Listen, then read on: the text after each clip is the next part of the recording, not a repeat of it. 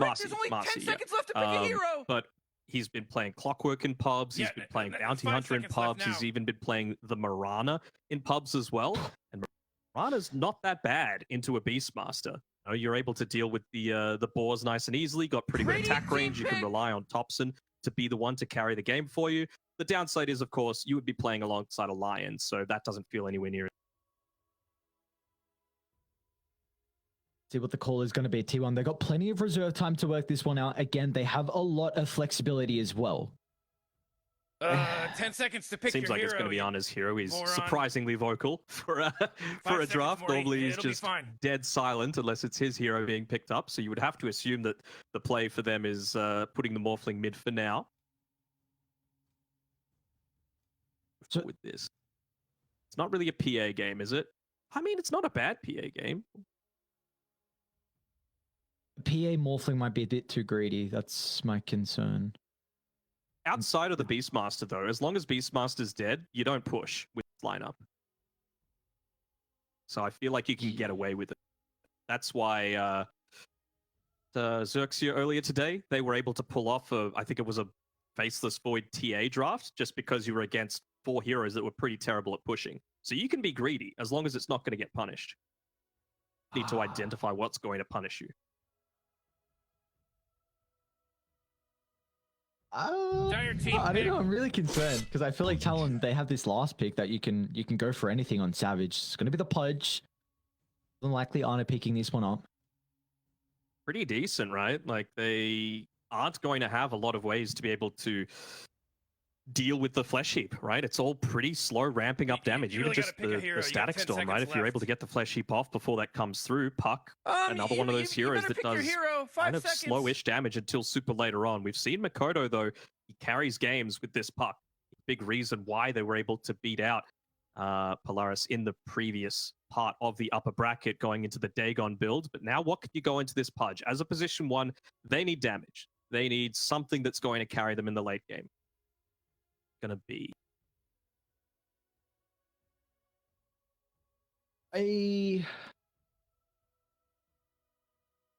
I'm intrigued because we saw in the DPC that they went for some pretty crazy heroes for 23 Savage.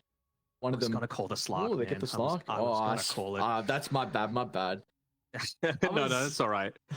I was hesitant because I was like, could they do this? Is it potential? Like, against the Viper, it feels okay. You've got the Dark Pack, right? You've got plenty of ways to be able to rack up those Essence shifts. Again, it allows you to take the team fights that you want.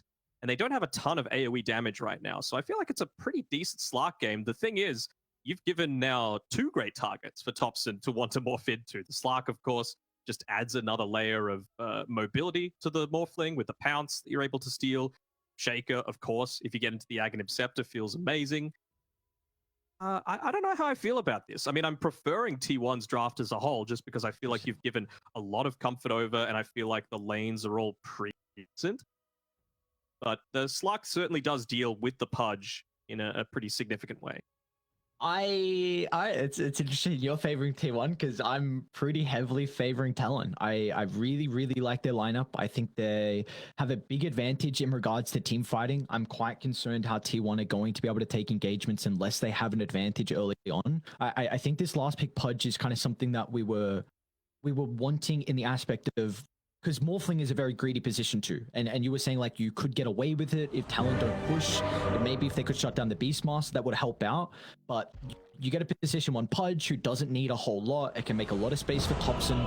Again, my real big concern is that there's a lot of synergy on Talon. Like Slark, Wax Speed, he's going to get it out of the inner beast. You've got 9 Vision to help with glimpses. You've got the Hawk to help with glimpses. You've got the Orb to help with glimpses. Talon are just going to run at T1. They have an incredible lineup to be able to do that. They have really good team fighting as well. Whereas I feel like T1, again, I think their only way to succeed is they need to be ahead. I don't know if that's going to be the case. I think they're going to be ahead. I think they're going to be ahead in the laning stage. It's just a question of what you do after that. The one thing that it's going to be making me lean a little bit more towards your argument there with Talon is that while Thompson's spending this time farming on the Morphling, which you know they like to do, make a ton of space for him. He's one of the best heroes at being able to go into the jungle and be able to pick up some of that farm. you don't have great heroes at being able to push. Like, Viper can do it, but it's not like you've got a Visage. It's not like you've got a Death Prophet. It's not like you've got a Nature's Prophet that are able to provide a lot of that pushing potential. They're going to be scouted out by KP. Probably see the fact that these Morty, Ancients don't are look watered now, up. but battle's about to start. Oh my god, no! I ain't Who would ready even for take this. those I didn't Ancients, do though? this. Maybe they're just assuming that they're going to go max out the Wild Axes on KP. I suppose so, yeah.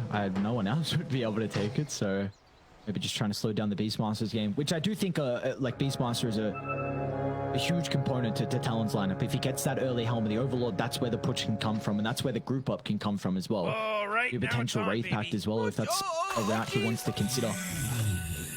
It looks like we'll have nothing crazy in regards to the bound. Will be a 2-for-2. Either side's able to get their wards 我是一个 out 没有 on 感 the 情 map 的 as 刷 well, 钱 and 机 we 器。 are all set, ready to rock and roll here. Game 1 for the upper bracket finals. Talon against T1, and what a mid matchup we've got. Makoto against Thompson. It's about mid, but we've seen what's happening top. We're getting a little bit of a tri-lane actioning happening up here. We've got the Lion paired together with the Viper and the Marcy up top, looking to try and get that first blood on the board if they can. Great way to be able to start out this lane. You know, I've mentioned that Cuckoo really needs to have a solid start to this one. Going to have any chances of taking towers and putting a lot more pressure on. They're on to hide for now, but damage. Where's the follow-up? Ooh, Morty, can you They smell should that? have the Maybe damage like just in a blood out. poison attack. Look at the kill. Zephyr's going to trade his life with running under the tower, but he's got enough movement speed, in fact, to get out of the aim of 23 Savage. So a great start for T1. The Viper can have some issues early on. Once you get that level 3, a huge power spike in the second point of the poison attack, they're going to be able to get active beforehand. It almost feels like this Orb of Venom was exclusively just to get that first blood, the one that Marcy's holding right now, because you really don't want to be going up and contesting against 23 Savage on his Slark. And I feel like Hyde, with his positioning, is going to be good enough that he's not going to be trading right clicks. Harass from afar with that Thunderstrike and look to make them use a lot more of that regen. Rather than using it onto Zephyr, yeah, just target Cuckoo. Make him feel a little bit more pressured.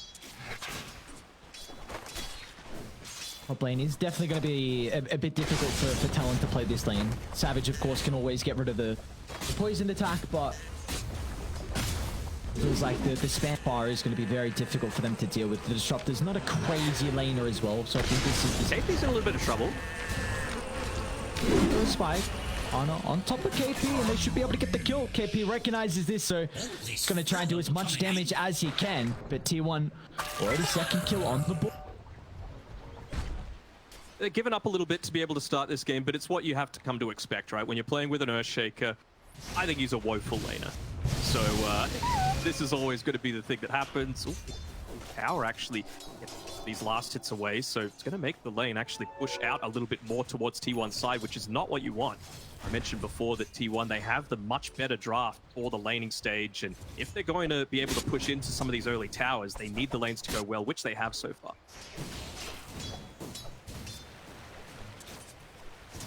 Whenever Q's in put out of position with the Beastmaster as well, which we saw prior. Whitemon can get that Earth Spike into the hook.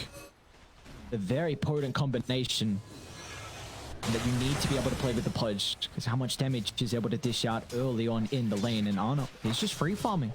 Like you said, all the lanes going very comfortably for T1. Koto's always going to do well in this mid lane, though. He's a very solid player up top. Nice pounce away by Savage just to be able to get away from the aggression. But yeah, I think Makoto has probably been the biggest standout for mine from Talon so far these qualifiers. It really has been the mids really shining, right? Even though they're eliminated, Bob on Execration was doing a fantastic job for his team. And Makoto, even when Savage has had a bit of a rough time, it never seems to be him pulling the team down.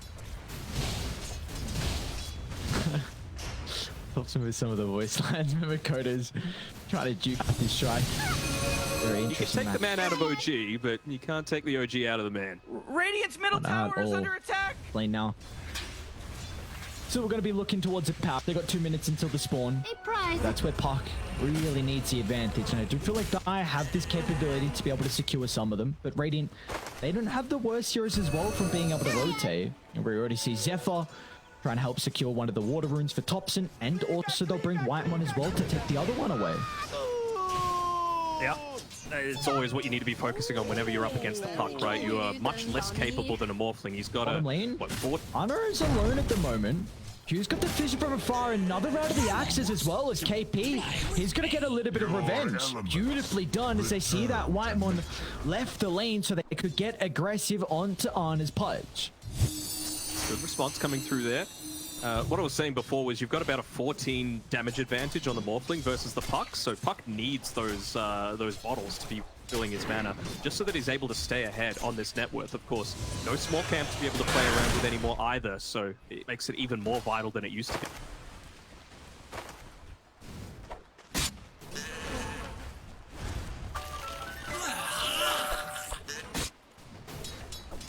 Looks Diana, just cheating, getting a little bit of extra golden experience coming through. Wanting to go straight into that Vanguard, just allowing him to stay perhaps solo in that lane a bit more, enable Whitemon to make a few more of those rotations towards mid. Dire's middle tower's under lane. attack. Let's maybe use for Thompson the waveform if he wants to try and catch up to Makoto, but the Pucker's got no resources to try and play with this full wave, so this could be a little bit of damage onto the tower. This is what I was talking about, right? Like, it is so important for him to make sure that he's securing those power runes, otherwise he just can't farm. You've got Q here just trying to soak up a little bit of that experience so it's not wasted entirely, but Kodo used to be top of the net worth. Now he's fallen to, by the time this creep wave's done, 300 behind Thompson. Look at this already, the supports are starting to rotate from top to bottom as well. Reed's going to be there, how important power runes are. It's the one that gets lucky with the spawn though. Yeah, and just to see if there are multiple people nearby, he can obviously see hide, but that scan would be clipping anyone else that's coming through. It's on Q, nicely done, good attempt. Oda was able to secure that somehow. Whitemon was guarding the bottom rune, but Arcane rune being picked up. As soon as he's level 6, that might enable Talon to make a first attempt to go for a kill. You would have to assume it's on top though. I mean, with that Vanguard being picked up on Ana, a lot more challenging to target him, so in my eyes, Cuckoo's the one that they're going to need to focus on. Yeah, it doesn't look like you're going to be killing off Ana with only 1 point in the wild axis here for KP. So pop something that Makoto's going to be considering. Look at T1 playing very aggressively around mid. Zephyr and Whitemon still sticking around to try and put some pressure onto Makoto. Doesn't it feel great to see Zephyr playing a much more active style? Like, he really made a name for himself playing, you know, his Treant, his Dawnbreaker, these style of heroes that are just hanging back a little bit and then joining into a team fight, but he has taken the notes coming through from Topsted saying, I need you to be active, I need you to run at their faces constantly, because that's what's going to make space for our team with Ana, great farmer, great laner, to be able to come out on top. Look at the moves across the map as well. T1, cliff ward around mid. They were able to scout out Hyde and Q's rotation. And instantly, once they saw this, they started to pivot their attention to top. Slark was alone. Oh, maybe it's going to be fine, but I was going to say maybe the Beastmaster's chased down. Actually, Ana, he's got a bit too far forward. They're going to glimpse him back under the tower. They've got the roar if required. Q should be able to get rid of the dismember instantly. The rest of Radiant are trying to TP down, but they're going to be a little bit too late to protect Ana. Close with the toss away, but Zephyr unfortunately not there fast enough. That is another big kill onto the Pudge. A little bit too deep there on Ana. Understand you want to be trying to go for those solo kills, make the space wherever you can. The important thing is, though, Cuckoo is still left solo up on this top side of the map. Like, he has had a pretty decent lane without Marcy actually babysitting him a lot of the time. So he's already up to his level 6 at 8 minutes. He's going to be farming up this double wave that's coming into him. He's in a really good spot to actually be that tower pusher that I was wanting him to be.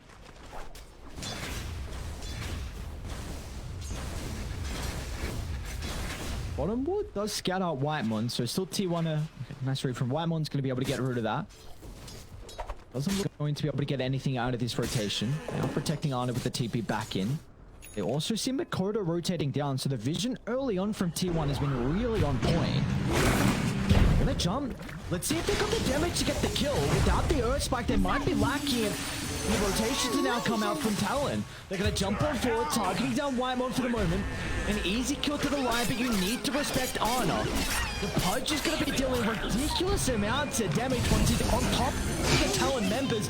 As Zephyr will jump back in, close out from Makoto, but where's the extra rotations out of team? It's just two members battling against the three, and they do not have the numbers advantage to come out on top. Talon will overwhelm T1 in their own jungle. Thompson might solo kill Savage. Nicely done from that Thompson. Makes it worth it. Yeah, a bit of a silver lining across the map. Oh boy, Dire's middle tower is under attack. Through all three cores towards the top. No Essence Shift permanent stacks coming out. 4 Savage coming through here, and I mean, this is why you got to get rid of the Morphling, right? Just the amount of flex that it provides to T1 is kind of insane. I also want a bit of a prediction from you, Aries. Are we going to see any TPs in that are immediately glimpsed back this game? I feel like someone's going to forget the disruption in this game. It's not really a meta hero these days. So yeah, someone will forget. I'm still sticking around bottom. Can they rotate Thompson? Yep, they're going to smoke. I do not believe he was under the observe ward.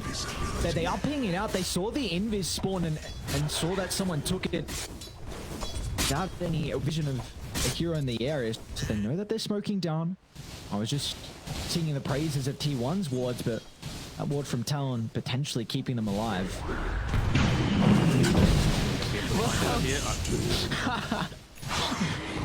Not keeping the Earthshaker alive, at least. It's a valuable kill though, right? Like, this Shaker doesn't do anything early on. You know, you're going to have a good time as the Morphling. Viper can just get disposed away from a lot of the Fissure blocks, so I think just making sure that he doesn't get into those super early items to have that true teamfight impact is going to be the biggest deal for him. Not the Helm Dome creep. Hyde doesn't have the level 6 just yet.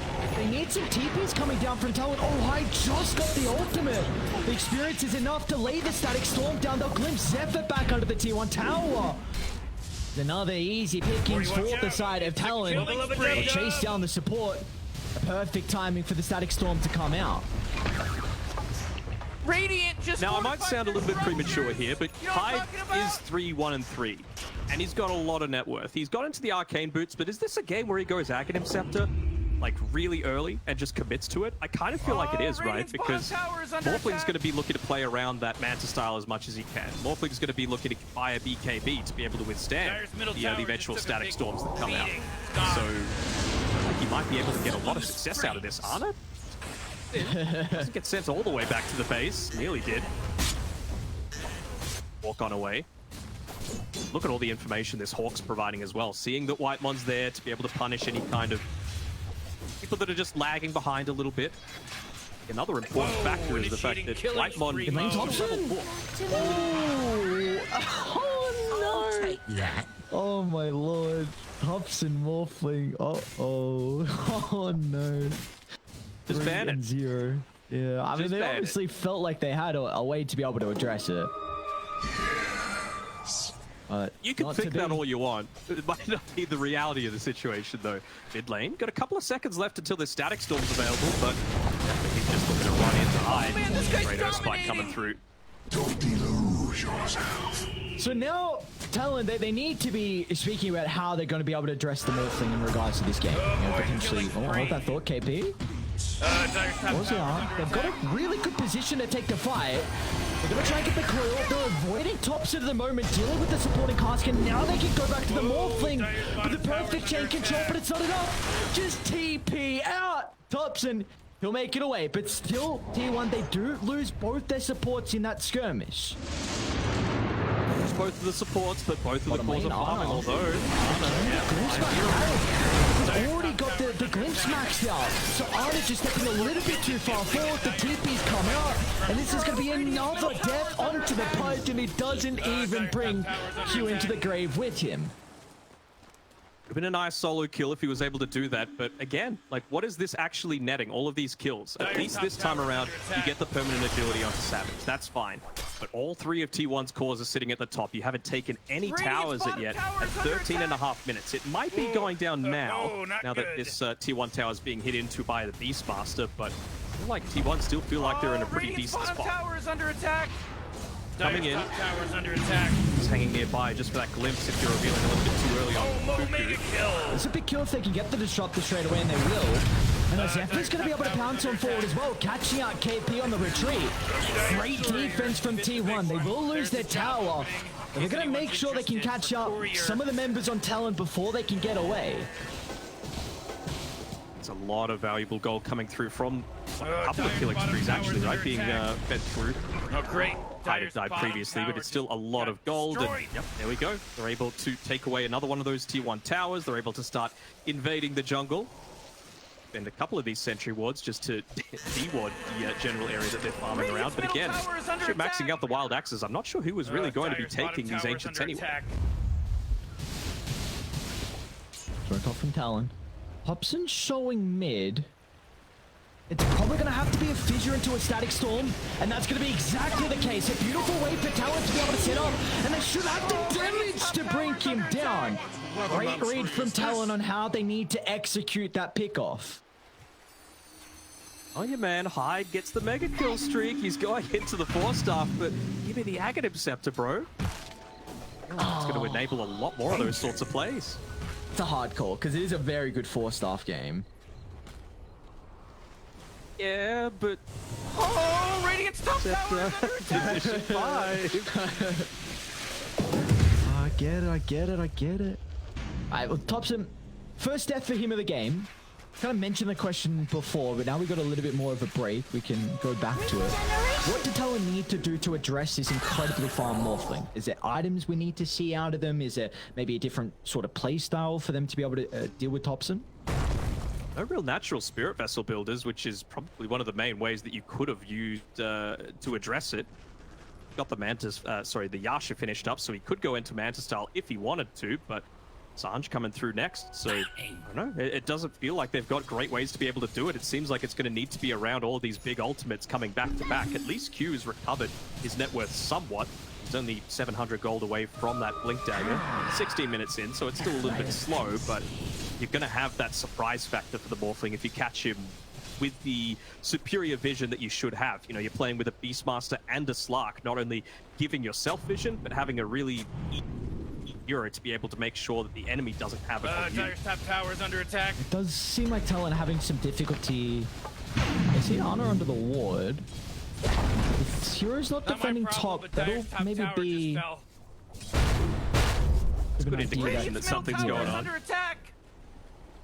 Yeah, I was going to say, Talon, it's kind of awkward because the Beastmaster is wanting to finish this Helm of the Overlord, but you also want the Earthshaker who's trying to finish this Blink Dagger. So it's a bit difficult for them to be able to divvy up some of the farm across the map. And, well, one person we haven't really spoken about is Cuckoo. This guy is incredibly farmed. Only 2 kills participated with for the Viper, but second in the net worth, and he's already got the Hurricane Pike, but this could be his first death.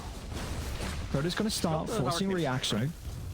Be able to get away from some of these, fissures and weird sort of situations. They've enabled him to be really greedy in this game, right? Most of the time, Cuckoo just goes for these, crazy run-at-you style heroes like the Death Prophet. And, I mean, it's not run-at-you, but to a lesser extent, very aggressive with the Nature's Prophet. But the Viper, much more... They're setting up on Savage. Prophet, they get the stun, and the burst from Thompson. Beautifully done. The ward just scouting him out so they could instantly move over there to bring it down. 23 Savage, but look at the reactions out of Talon. They want to try and hit back. They see Thompson farming up the wave. Again, it's going to need to be a fissure into the Static Storm. Dakota's going to try and give them the vision, but with the smoke popping, they've got the ward, and with the instant TPs are coming out, this is not going to be good for Talon. The Static Storm only controls one, so Thompson's got a free fight, and Talon, they need to get out. A coil will cover the retreat, the glimpse as well. Looks like Talon might escape. They're going to Delta split. Hyde and Q, a little bit slow, but they will make it back to the tower. Going to be able to escape, but you've just used your Static Storm, you used your Dream Coil. So now how are you actually going to take these fights with your superior team fight? It's going to enable Ana to get up into that next item. He could go ahead and purchase the Blink Dagger if he wants to, but he's already got the point booster. Straight into that Ags for himself. Great way to deal with the Beastmaster, provide a little bit more of that AoE damage in team fights, and even Zephyr could just put himself all the way up here next to this tier 2 tower without too much fear of dying. Do we feel like T1 are going to be strong enough to be able to contest this timing that's about to come out shortly for Talon. You got the Helm of the Overlord, and you are very close to the Blink Dagger on Q as well. I think they can if you've got the Aghanim Scepter on Pudge, right? You should have a decent time with dealing with it. Silence on bit, and Thompson not enough. Stop lane where they're moving. Q just walks in, Fissure into Echo Slam, a couple of rotations, and that gives him enough gold for the Blink Dagger, but it is the Echo Slam on cooldown for Talon. And the Roar as well. So again, like it's all well and good to get these kills. You might be like, all right, we're ahead on the kill score, but what are you going to be able to do with this these kills that you've accumulated? You're behind on net worth, you're behind on towers. You don't have cooldowns to be able to play around either. So it's a little bit awkward where they might miss this timing that they've got to play around. Like, what good is a Blink Dagger if you don't have the Echo Slam to play around with it for the next 2 minutes? For Radiant, they're going to be playing with a Scepter on Ana, and a Cuckoo will be a little bit away from the BKB. I've been very impressed with the vision game from either side. This Berserk ward from Talon at the moment towards a triangle, scouting out Thompson's farming rotations. Radiant with the ward by the small camp down bottom was able to scout up the Slark, so there's both sides with some more peculiar wards, but getting them a lot of information. Savage is holding on to the one sentry for now. Lane, there's a lot of heroes clumping up there. I mean, even that observer ward up top that scouted out Savage for that kill, the Zephyr as well as Thompson being able to go in onto him, it's still there. So a little bit surprising that it wasn't dewarded. Here we go. This is the smoke. Trying to take advantage of this timing. Primal Roar's back up for KP. We're going to see Ana. Back on this Hawk. Can they blow him up though? Ana's pretty goddamn tanky and close to the T2 tower, and he's actually going to run at them.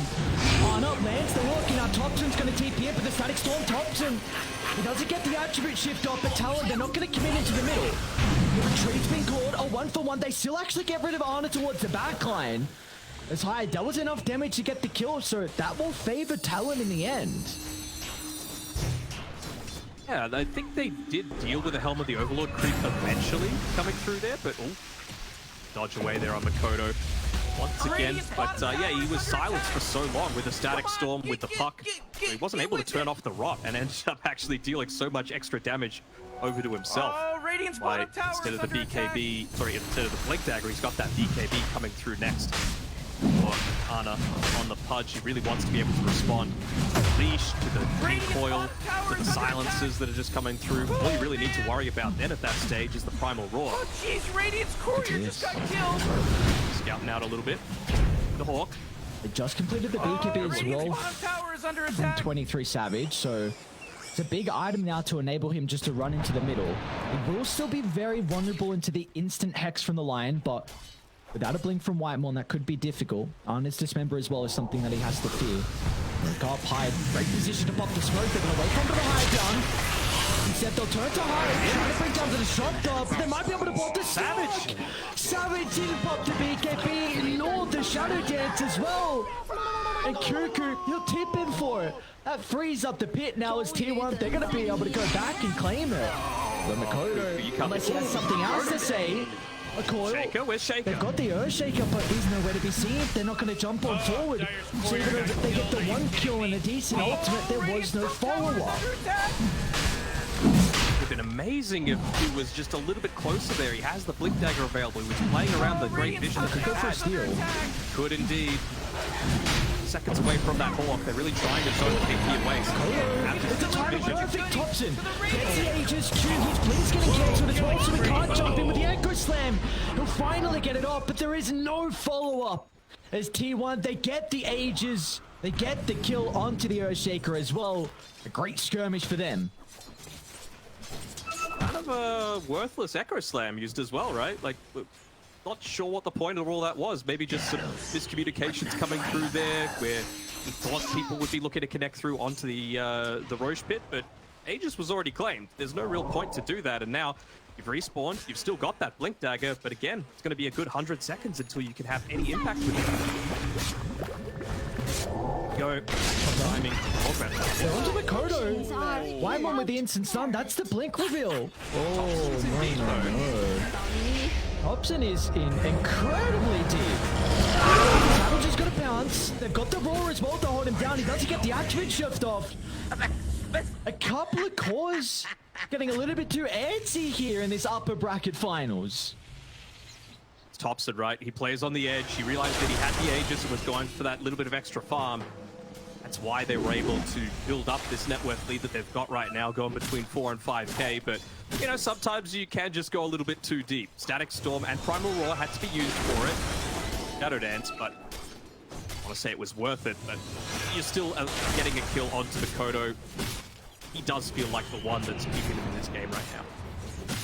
Do you remember, I think it was yesterday or maybe even the day before, we were speaking about the Beastmaster Ag Shard and maybe where it fits into the build. Well, it looks like this game, KP, he's gone for its second item. What do you feel like the reasoning is here for KP? Question, to be honest. Maybe just the reduced cooldown, really wanting to play around the extra vision that you've got, because there's still 2 tier 1 towers up. Make sure that they've got as much vision as possible so that they can look to claim a few of these areas and make this aggressive draft that they've got come online, because up to this point, it hasn't really.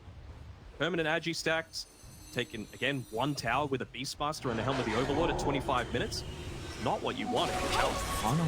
He could be able to blink and get the hook onto KP. He's actually going to jump on the high ground as well. Arna's going to be close to Savage.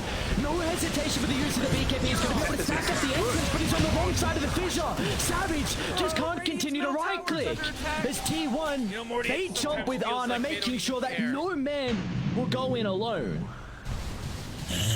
Want to try and deal with this mid lane a little bit. Pushing out a little bit. Arna got to cut the wave as well. I think Zeph has been the MVP this game so far. Just all of his rotations, enabling them to get kills onto the Slark, finding a way to get multi-man stuns, even just there in the team fight. His first item, BKB, just going right on in. Not worried about the Static Storm providing. Savage might be in trouble mid. Arna's gonna jump. Oh, the pounce away. Now this is a bit deep here, but they know the BKB is on cooldown for the Slark, so it will be difficult for him to fight. And definitely he's going to look to jump in. Echo slams out. Q's going to find the ultimate before they secure the kill. The damage, look how hesitant Talon are. Savage will be able to pounce back forward, and they've been able to isolate Arna. So another kill given over to Talon. A bit too deep that time around, but that was the play. That at least now they're using their ultimates around these big objectives, you know? Previously around the Roche pit, 4-man coil by Makoto wasn't followed up by any macro slams, just being thrown out. Jump, a quick burst. Thompson's nearby to blow him up, but it's just Thompson now, alone on an island. It's they're going to be able to have the control. Thompson actually might look to turn around and man fight because he has the scepter, turn it to the stars. But Thompson, he's leashed together. Again, what a crazy game we got. 19 kills even between the two teams, but it just feels like both sides are going a bit too far forward on a couple of occasions. I can understand T1 wanting to do it now that they've hit a few of their extra timings, but they're doing it solid. You know, they're not doing it as a full unit. Maybe just because you are up against these 3 great AoE team fight ultimates in the Echo Slam, the Static Storm, and the Dream Coil, but you've got enough BKBs to make it not much of an issue. Oh, clean fissure timing. Cancelled the dismember, but still with the rod damage, Savage. Forced to pop a BKB. Finally get the T1 tower mid lane. Let's open up a lot more plays. It's not really like T1 have been playing around the triangle all that much, but eventually it's going to feel like one of the safer places for Ana to be able to pick up this extra farm that he needs. He's still lacking that BKB. Hasn't really had too much item progression at all coming out of Ana in the past 5 or so minutes. Just that Ogre Axe coming through recently. Regeneration. Do you feel like the BKB will be enough here for Ana in a lot of these fights to enable how aggressive he's been looking to play the game? Oh, for sure. I mean, maybe it wouldn't be so bad if he had the Hood of Defiance, but he's been caught out, silenced a few times, and he's just killing himself with the rock just coming through. Couldn't do much about Radiant's bottom tower, Talon, right? could They're you? pushing, getting some tier 2 towers, taking advantage of KP, playing one of these more aggressive heroes. Look at the net worth lead. It's in Talon's favor now. The first time this game, the highest it got to, I think, was just a little over 5,000 for T1. Talon, they've been able to weather the storm, and they've been able to find a lot of defensive items as well. Lincoln's on Savage, Makoto has this Aeon disc as well. Hyde's very Titan's close top to a tower's under scepter. These are attack. some big item timings coming out for Talon. Radiant's bottom tower is under attack. Oh, is he actually? Let's go. Yes, He yeah, actually he went for changed it it. Nice. A Philosopher's Stone is a hell of a neutral item for a Disruptor. It's going to be really effective. Like, I like how both teams are itemizing. Obviously, the position 5 going for the scepter. Yeah, love it, man. Up my own heart. But you're going to hit these 4 BKB timings on Team 1 at pretty similar times. You've already got one on the Viper as well as the Marcy, but Ana on his Pudge, he's going to get one sooner rather than later. Basically, just the recipe component away. Thompson as well. He's at a similar level of farm. So if they could just stall things out, not lose too much more map control, then 4 BKBs, as long as you're able to dodge out getting caught pre-game BKB by the Static Storm, in a really good spot. Okay, so you feel like that's the recipe for success here for T1? Because my concern is that Talon just have a ridiculous amount of team fight. So you feel like with the BKBs from T1, as long as they can get it off before the Static Storm and get a couple kills throughout that duration, they should be able to succeed? Well, the ridiculous team fight is on the back of the Shaker and the Puck, right? And as long as you're BKBing, those aren't actually issues. Maybe you can even blow them up to start the fight. You have this capability with Whitemon jumping in, or even Pudge as well. Because again, we've spoken a lot about his BKB, but now he can jump in, dismember, BKB, and that's a guaranteed 3-second control where Thompson can blow them up, or maybe even Whitemon can jump in with 2 points of Finger of Death. They want to try and find Hyde on the Disruptor. That's what they want to do. And he's now switched out the Philosopher's Stone as well into the Psychic Headband, just making sure they can get off the best. A double fish is going to connect. Makoto's in as well. Before Stop not going to be able to reposition Ana out to the left side, and Savage will secure the kill. He gets a bunch of essence and he's looking for more. But the bounce a little bit too slow as Wymon's able to retreat, but Talon, they're on the hunt. Oh, what the hex? Wymon, that was perfect for the instant use of air on this Makoto. He's okay, but the rest of Talon, they had to over-position. KP, he pushed himself too far forward, but he's going to be BKB still on the arsenal. They're going to turn to try and deal with Zephyr, and look at Makoto holding back Thompson as well. The consistent use of the silence is making it very difficult for the Morphling to get into the middle of the fight, and now they've got the glimpse back onto KP. They know that BKB was already utilized. They need to kite Cuckoo at the moment, though. And we'll do just that. He doesn't have BKB. He doesn't have people to be able to save him. Another good team fight coming up from Talon, and every single one of those just allows Savage on that Slark to be scaling that little bit more, closing in on the Aghanim Scepter for himself. And have the extra Agi stolen per Essence Shift stack as well. Great tool of bursting down and making this Pudge the anti-synergy for T1. Suddenly don't want to be quite so tanky. Low KB's yet to be picked up on Thompson as well as Ana. Thompson, the one being prioritized right now because it feels like at least he can withstand a little bit more of that damage coming through. Can they do this? Apparently they can. But I mean, where's your vision, you know, to make you feel comfortable in going into this? Actually, never mind, Zephyr's got vision of a pretty obvious cliff as well. Let's see exactly what's happening right now, but fast enough. Looks like it's going to fall before they get there. Thompson just completed the BKB, and look at the position from Q. They're all under vision. Q, the instant hex on the Whitemon. And now Thompson, he's been able to jump straight out. Let's see what the Morph Shake is going to be able to do. They blow up 2 on Talon before they can get the ultimate off. And now Thompson, he goes out to the right side, but can't connect onto Makoto. It brings into the Static Storm. Thompson will be fine. It's just going to cover the retreat, though, as Talon. They get the Aegis. I believe they got the Shard as well. Yes, I think so. No one was really getting in there at the time, I believe. He's holding on to it at the moment. Radiant's top tower is under attack. But yeah, at least now you've got those BKBs on Thompson as well as Ana. Ana didn't have to pop his in that team fight, but losing an Aegis, obviously not ideal, right? You want Thompson to be enabled to go in super deep. 20, he's got the waveform attacks targets. Lincoln Sphere next, but certainly after that, gonna want to see a Satanic come through from him. But it feels like he feels enabled now. You know, he can look to go in. And there's many suitable targets for him to morph into. A Shaker, or the Morph Shaker aspect, but even the underappreciated aspect is the status resist. 40% that you're able to get going into a strength hero. That's a very good point. Holy sh... He's got Sanj and Yasha and also the Titan Sliver. Titan Sliver. So he's already got a crapload of status resistance. Now you add on Radiant's top of that if he bottom tower is under replicates attack. into the Earthshaker. This man is not going to be easy to kill, and you see Thompson's even going for the Lincolns as well. So another defensive item. Here, might need to pop Oh, nice 4-star. I don't think it's going to matter though. Cuckoo gets up with the BKB, and Ana jumped into the middle. They're doing a really good job to kite the punch at the moment. Gets a dismember out onto the Beastmaster. And Thompson now is into the 5 points. Using the static storm, they're going to try and turn it with the Morphling.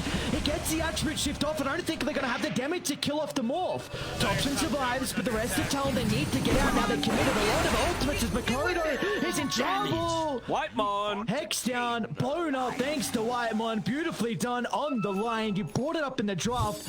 Whitemon has got a formidable line, level 30 Grand Master, and we're seeing how much work he can do in this game. What I'm liking from Thompson is that he's adapting to it. You know, Talon have been really good at reacting to a lot of these super deep dives that he's going for, so he's not going the ultra greedy route and going in the Agi form trying to burst someone down. Is everyone okay? Seems like it, having to pop the BKB though on Zephyr. But when he's waveforming in, he's making sure that he's doing it as he starts morphing into strength, just to make sure that if there is that instant silence, that instant roar coming through, that he's actually got the survivability to be able to withstand it. Little plays like that set him apart.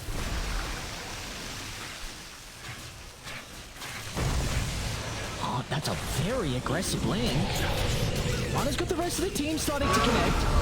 This is giving Savage a lot of time to be able to steal the essence. And they get the easy kill onto Ana, but can they deal with the start now? Static Storm's not going to be able to protect them for the moment, and T1 do an incredible job to be able to delta split. Down to the south though, Thompson, that's where the eyes need to be if they can control the Morphling, but they won't be able to in this team fight. There's Thompson playing with their Slark. Aghanim's looking and pouncing into the river. Will catch up to the Disruptor, and he might be able to catch up to 23 Savage now, but back throughout the middle, Makoto in the jungle, assassinates Whitemon. Q was needed as well for the kill with the fissure. Blink up in a couple of seconds. He gets out to the left side. Where's Savage though? He's looking to reinitiate as Savage bounces out for the north. BKB's going to protect Thompson, but they want to get out. Thompson's out. They make the executive call to look to retreat. Do they have any stuns for Cuckoo? They do not. T1, they will survive until their cause, but they also lose out in the war. Dead even, kill score, net worth. This is the entertaining game that we were wanting to see out of these upper bracket finals, and I mean, it just goes to show Whitemon, he's still playing very well. He went super deep there in onto Savage just to try and get him with the tail end there. Blinks in, goes for the mana drain, about to hit the earth spike, but Savage just turns around with the BKB. Oftentimes you would think that's very wasted, but you get a kill on Whitemon on the retreat, plus also the kill onto, I believe it was Cuckoo, as he tried to run away at the very end. Radiant's top tower is destroyed. Power's dropping down as well.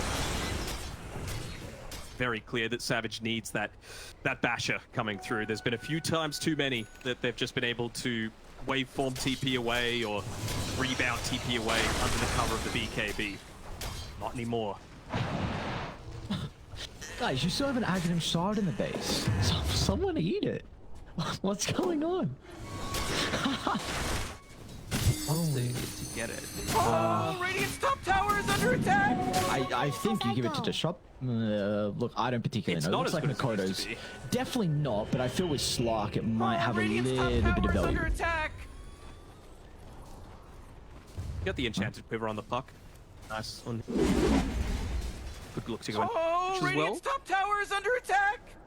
I'm a big fan. Fan of the Brooch. Brooch the Birch.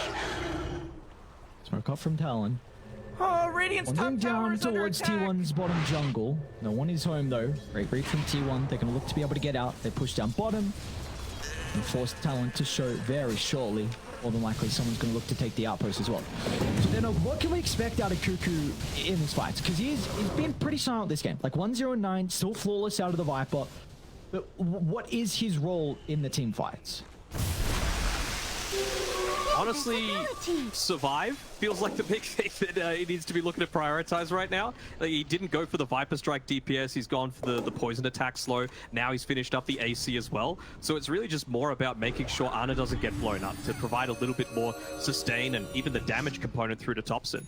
So I'm expecting to see him perhaps play a little bit more defensively. Hurricane Pike, BKB, AC, items that allow you to be that extra level of tank. Savage, you gonna walk up this high ground? He's even gonna pounce on forward. Savage, feeling ready to take the team fight. Even though T1, they just got multiple items completed. They are ready to rock and roll. Only a 4,000 deficit. Nothing at all at this stage of the game. T1 really want to make sure that they can retain any kind of vision control that they have on the map, and that is the one space outside of their base that, like, they've got the freedom to be able to play like that. Was that a fresh Linked Sphere picked up by Thompson as well? Yeah. So again, he's pretty tanky in his own right, and actually up this hill a little bit here. The scout out Cuckoo's positioning with the phase shift Aghanim shard on the puck. And they just look to rally around that vision. KP might be a little bit too far forward here. They see the boars and he's going to blink away to safety. Yeah, they smoked on the Hawk, I'm 99% certain. So Talon, they're going to back up to their own high ground. They do not have Mikoto here at the moment. Wyman, he's just got blind blink up for the instant bash, and Savage is not going to mess around. He'll pop to BKB for the double full at Mikoto. He'll find the coil onto 3. Where's the extra stun lock? It's going to come through for the roar. They're targeting down Zephyr at the moment. He can pounce away, but Talon, they don't want to stick around. Look at the retreat. They see the buyback instantly out of Whitemon. Lion, he's in. They'll get the Hex. Makoto's going to be fine with the Aeon's. This KP will try and TPR, but Arn is there with the discipline, but they'll stop that in its tracks. Those KP will be killed off. 70 seconds without the Beastmaster. At these level of games, you've got to go for that ballsy play on Whitemon, right? Like, he goes in super deep, tries to get the instant Hex when they know that the smoke's being popped, but they just had the vision advantage. He blinked just behind a tree, I believe, making it a little bit more difficult for himself. And well, with the Roche respawn, it's going to be about half of the maximum duration, 1.5 minutes when it came up. Really, right now, the main objective for T1 is just getting control around this Roshan area. Downside is they actually haven't been able to take one of these two tier 2 towers. That was one of the other weak points that we were really seeing for T1's draft, is that now it's not quite so much because Thompson, he's farmed enough that he's going to be able to just help push this mid lane in very comfortably. Didn't have any of this outpost control available to them. Now they do, and now they can look to just stick around here, look to pick someone off, although Thompson's actually going all the way back to base. If they scout this out, they might just say, well, immediately, let's take back our jungle. You know Roshan's about to come back up, and Thompson's not here, then have a pretty free fight. We know where the times went for Talon, because both Savage and Mikoto have some very, very important level 25s. Especially Mikoto. Mikoto needs that 25. Able to get the Dream Coil piercing the spell immunity, then suddenly those 4 BKBs become quite as much of an issue. They're so low duration now as well that with the call duration being 6 seconds, you're almost guaranteed to be able to get the Static Storm off afterwards.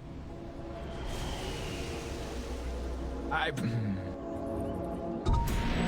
like to see Savage get this top wave. Maybe he won't because they're smoked. Right, this should give him 25. This 25 is incredibly important against this Pudge and the Morphling as well. We're going to see Slark look to go in, steal a little bit of essence, and look to duck out. Pops it. Photo. Just to try and follow up. That's retreat from Talon. They go look to back up from the northwest side. They don't have too much vision to play with. Raiding got a great ward by the outpost, but Talon, they've recognized this. Can't just walk up super freely like this. In a position to get picked off very quickly. We prioritize his survival. Arna's taking the outpost. So Savage got the jump in. Great force staff. And they get the hook.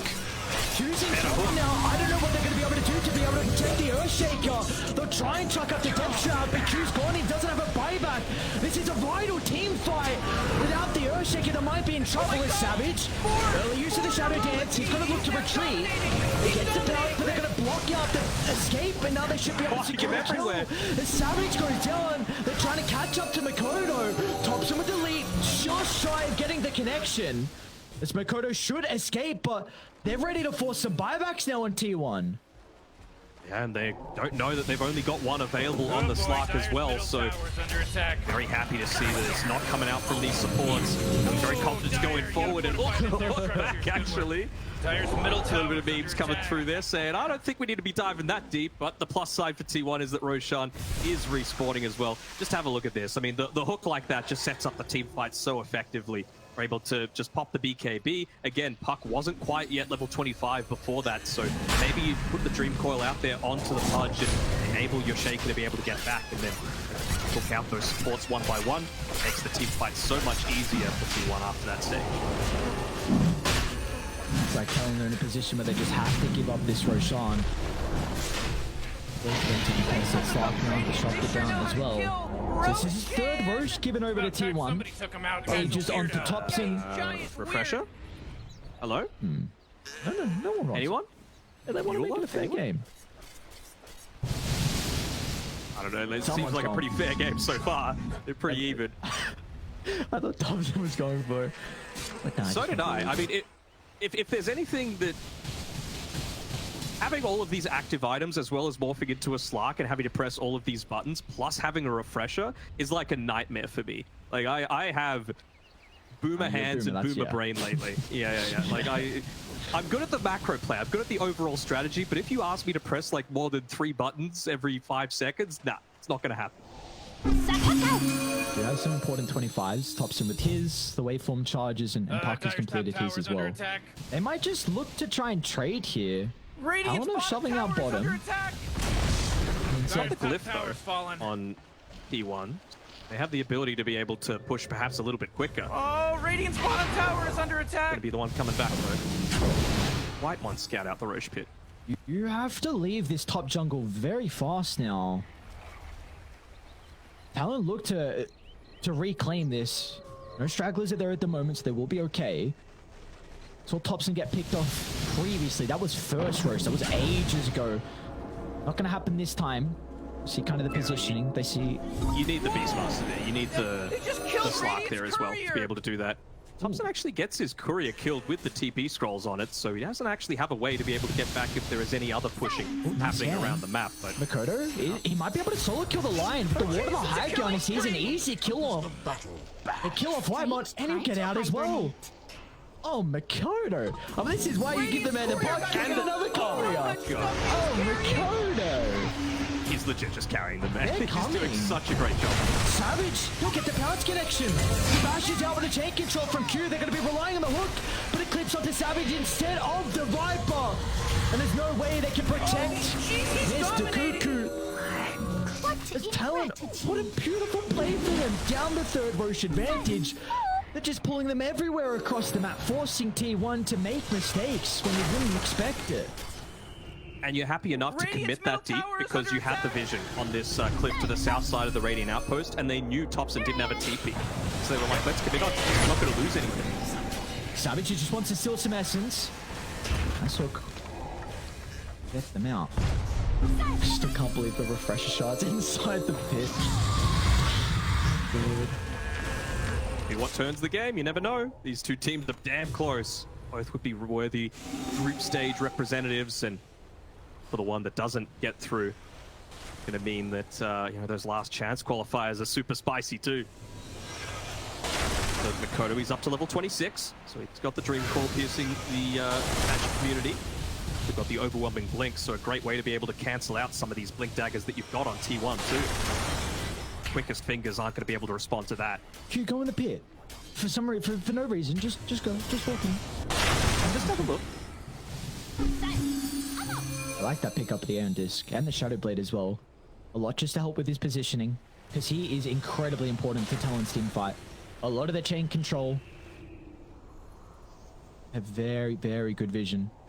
Something Imagine that Talon... having 2 Static Storms. Imagine having 2 Aeon Discs. You know, if you're just able to get a free refresher shot. It's a pretty big item. Zephyr just completed an Abyssal Blade. So they gotta just try and find a way to pop the Aeon Disc on Puck first. There is that damage that's gonna actually poke. It feels like it needs to be a lucky charge hook up. through from Ana. There's a pop just yet. Going a lot of map control up onto the high ground. Instantly gonna try and bring them down, but they've been able to isolate from the wall here at the moment from the cliff. They'll get rid of Zephyr. Meanwhile, Savage gonna try and turn to deal with Cuckoo. Again, the Slark is having a free fight. He gets the bash. Cuckoo tried to TP out, but he won't be able to do so. As they're gonna be cautious about the Slark now. He's throwing way too much essence for T1 to be able to address him. And Savage recognizes this. He's gonna pounce into the middle, deals with Ana, but Thompson, he's a completely different different beast. Still with the agents for another 30 seconds, and it looks like Talon will respect this. Radiant's top tower is fallen. Thinking maybe they might have gone for the glimpse play inside of the base, just if Thompson put himself out that little bit too far. Makoto, I think he was going for it, diving in super deep, but another one team fight this time around. That static storm, the Aghanim Scepter, means that no cheese is able to be popped. No BKB as well on Ana. Of course, a Glyph out here. It's like doing an okay job of pushing out these waves, but not good enough. Used aggressively as well by Talon. They want to make this push happen. They want to invade some high ground. Cautious. They'll force out the buyback. Instantly cuckoo. With the finger on the trigger, he sees it jump in. He's not messing around. There's no chance for Talon to look to bring down his carry in this game. Thompson, a little bit deep on your own, my man. I know you're a good player, but Thompson. Look at the BKB. Not gonna be able to pound Lucky out. with the bashes. Got the coil leash as well. Thompson, he'll break it and he'll be alright. Top lane's pushing in, bot lane's pushing in. Someone's got to do something. With all of that vision from the illusory orb, or maybe they could have gotten the glimpse, but still on cooldown for a couple of seconds. Now KP's in as well. He wants the refresher for himself, just to be able to get that double roar off. Even more Hawks, more dive bombs coming through to be able to pop that Lincolns. Double roar control is just going to be so much lockdown for the Slark. But what if it was triple? What if it was triple if they had a refresher? I keep looking. I think every minute I go back and look if that shard is still in the pit. Get into the Abyssal Blade as well for Savage. More of that vital lockdown. Right one, again, going for the clutch plays. You gotta go for that sort of stuff, right? Even if it's just popping the Aeon Disc, it means that the next fight is actually winnable, but have that consistent lockdown to be able to kill Makoto if he's got that to be able to play around. I think for T1 in a lot of these fights, the supports you got to kill them. The shot through and Earthshaker are giving them way too much lockdown. It's going to be a little bit different now, of course, with the refresher on the Beastmaster, but this is just props to Q and along with Hyde as well with their itemization. Like Hyde, he went 8th Lens Blink to help with his positioning. Q, again, Blink Shadow Blade, Force Staff as well. Aeon Disc, another defensive item. Like, they are just recognizing these heroes have to play so far in the backline to make sure that T1 don't get this numbers advantage, because that's in the name of the game for them. You know, Thompson to get the Earthshaker, replicate more than likely, blow up a support, and then go from there, as Ana's playing with fire. Just gets the blink away. I mean, to me, it's Hyde specifically. Like, Q obviously is influential with the Shaker. He's level 20 now, so he's got even greater Fisher range, but Hyde is the one. Hunted out the bash as well. He doesn't get the attribute shift, but the hook from Ana. He'll break the coil. First roar. They're set up for the second roar as well. Do they have the damage to be able to kill off the Morphling? Echo Slam dropped on the dome. They'll get the kill, but they committed a lot for the first life. An instant buyback in Talon. They're happy with that. They'll get out, and there is a gigantic win condition now for the side of Dire. Well, there you go. Radiant's Half duration on the Roche respawn as well. No one chose to check it. It just had the possibility of respawning. Actually be the first one to do so. Having another usage of all those roars would be absolutely phenomenal for KP if he's able to get that one. It does cause them to commit a lot, and Rune, have to imagine that that's going to lead to whoever sees it first want to check that Roche pit. It's going into Radiance on Ana. Just trying to provide a little bit of that dodge coming through as well. Oh, Ana? Hey! And they just scouted it with the Hawk as well. There you go. Gives it to Thompson. My worst nightmare is fulfilled with all these buttons that I would have to press if I was playing as Morphling, but Thompson's a different beast. He would have no trouble at all. What's the call? Ana very far forward. They're going to look to jump in and try and deal with the Pudge for the moment. Savage bashes out. They've been able to isolate him. Static Storm's going to get dropped as well. They want to take Ana out of the team fight, but they're going to be cautious about Thompson. He pulled back prior. Operation keep the Morphling alive, but the coil, it won't allow him to get into the middle.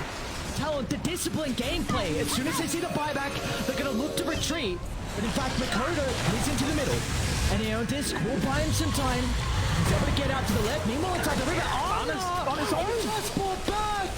Anna, not like this. Cheese, it will not matter. It's got another round of the BKB. Thompson's here as well, but the echo. Q into the river, but they might still be able to get Savage. Slark's gone. T1, can they do it?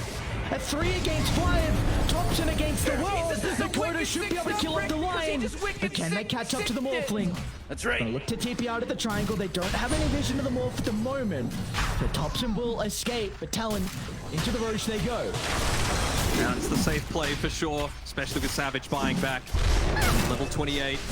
Scale even further, but Makoto, man, he is doing so much this game. He went into the Revenant's Brooch as well, so there's no even defensive items that they could look to go down in terms of the Ghost Scepter, just to try and prevent Slark from getting in onto them. No Nullifier picked up just yet. He's just doing so much damage against the Morphling. If he's in the full Agi form, if he hasn't popped the BKB, it's just really significant what Makoto's able to output here. Takes the Scepter negative now. scepter on him. Man, Yeah. look at the net worth on Makoto, And the man. Back shot he's got. Yep. Oh, Eat it. Much obliged. Eat it. I gave Yes. it to Slark, I think. Oh, It's Slark. Slark needed more vision at nighttime. Alright, now on it for 50 seconds. See what Savage wants to do. An early use of the Shadow Dance. The longest got the cooldown. Oh, Radiant's middle tower is under Photo's just going to be attack. up to space making. Does he have Aeon Disc back up? Radiant's middle tower 15 just got seconds. wrecked. They're probably going to need to somehow pop the Aeon Disc and then look to play the team fight afterwards. Or you can just wait for the barracks and have Arna spawning up shortly. Should only Radiant be... just fortified their I structure. don't even think they'll get the full set. You'll be happy enough with Amalia. We're at the stage of the game where... Because it's a trouble. Nice spawning Rick into the fissure. Savage going to jump under the T4 towers. They're going to try and turn to deal with KP instead.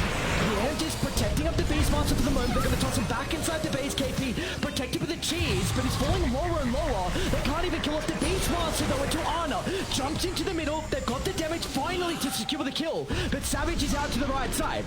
A 1-for-1, but can they go back in on Talon? He's got the Age's advantage still, but Thompson is isolated inside the lane. Static Storm's gonna get laid down. Ana's gonna jump into the middle as well. They don't have the damage to deal with Thompson, but the Essence shift, it's starting to sack up, and Savage isn't doing too much damage. Thompson gets away from out to the left side, but Savage, he'll pursue him down. The bounce is there, but he's gonna be cautious though. He's gonna be cautious here on Savage. He's got the Aeon Disc. They might be able to kill up the first time, but can they kill him a second time? And it doesn't look like that's the case, as Makoto is at a completely free fight. This puck has done so much for Talon in game 1, and that is a big reason of why they will be victorious. Game 1 going away in Talon.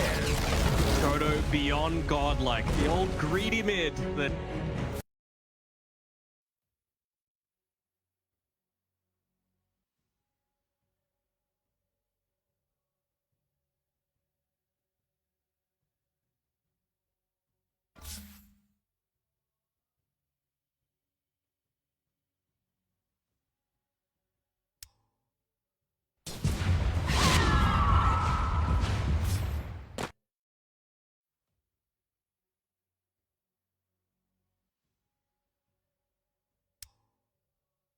Sorry about that.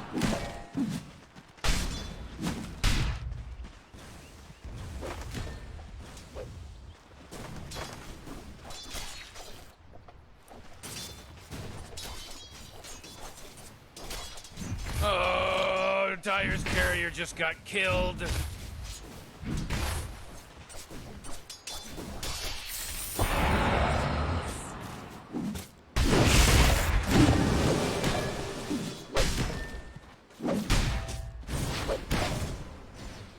Oh, first blood.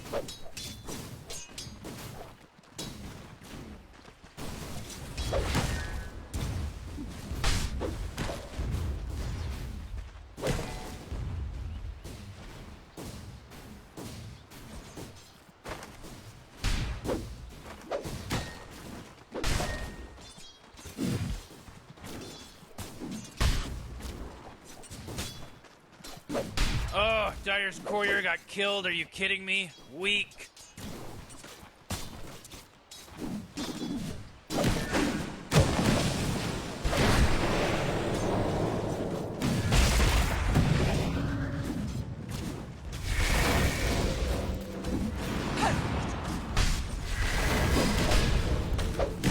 That didn't happen.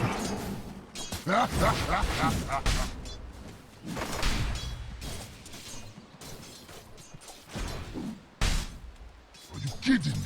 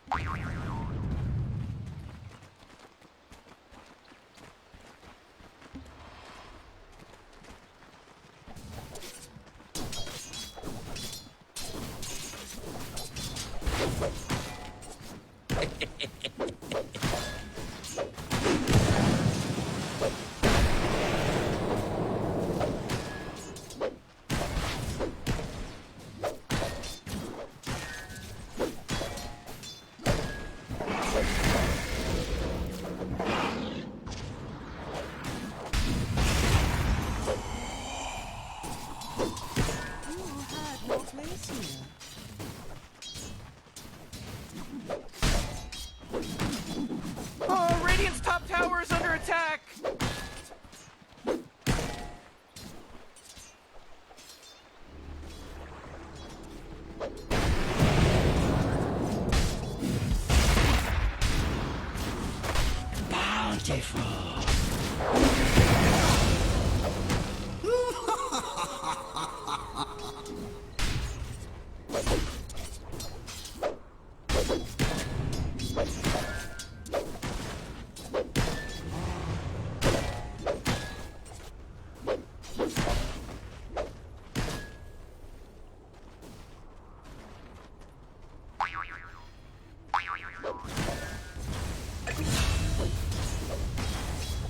Dire's top tower is under attack.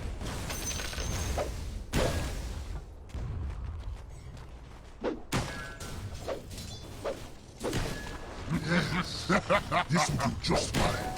Worthy tribute.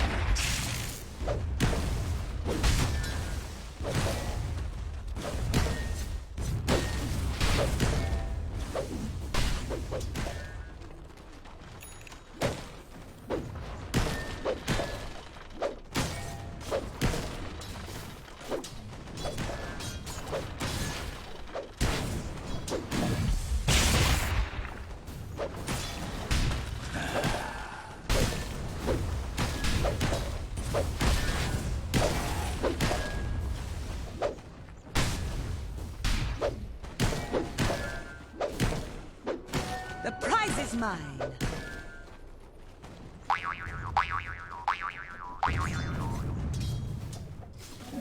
Regeneration.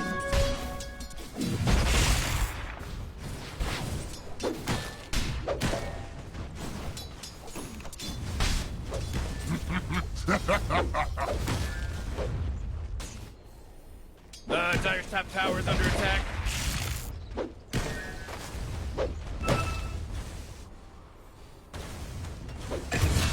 Dire's top tower is under attack.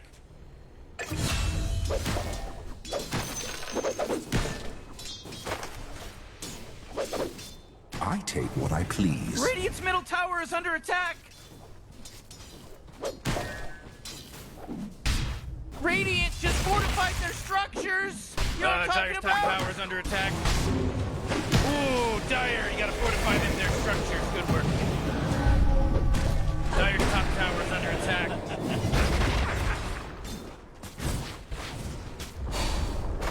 Dire's top tower is done for.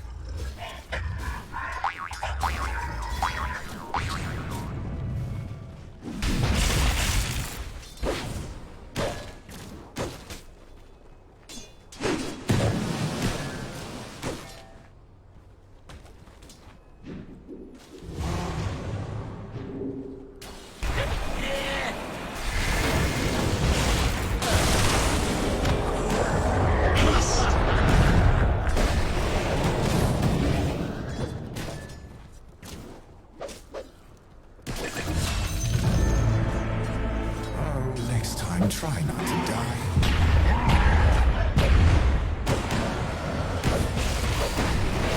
Morty, killing. Wubba lubba dub dub! Give it up, Magnus. You can't catch me.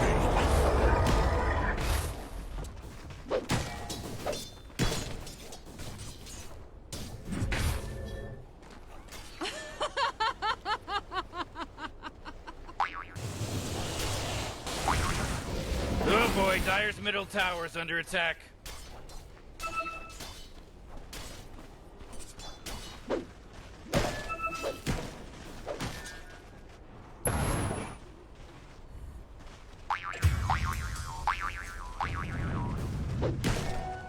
I'll take that.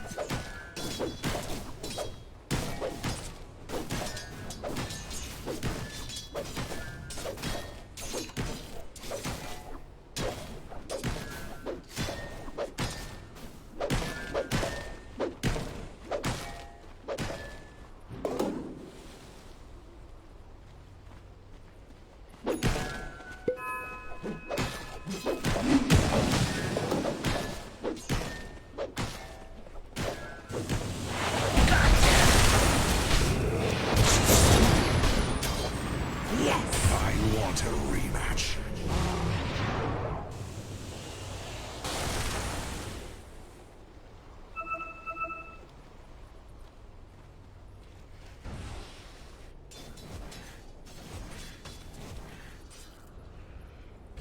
Whoa, Dire's bottom tower's under attack.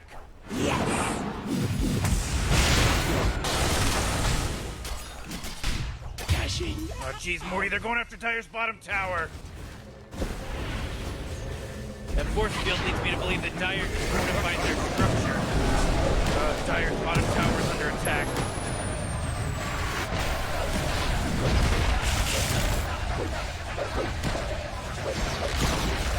Dire's bottom tower's under attack. Damage.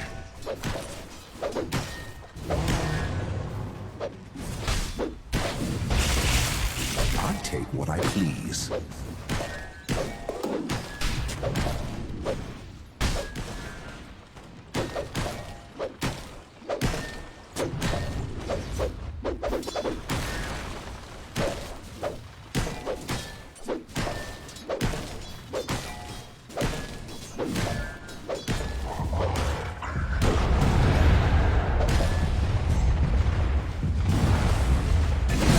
Dire's middle tower's under attack.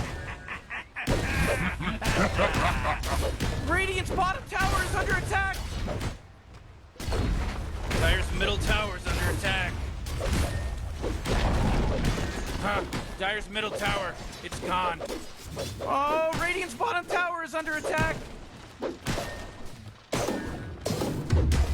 Radiant's bottom tower is under attack. Dire's top tower is under attack.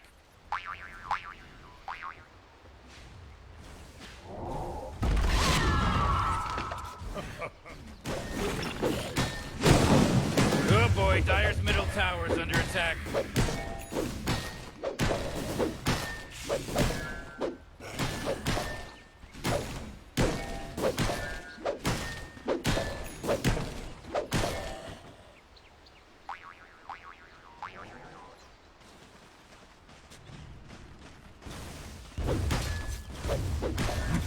The prize is mine. Worthy tribute.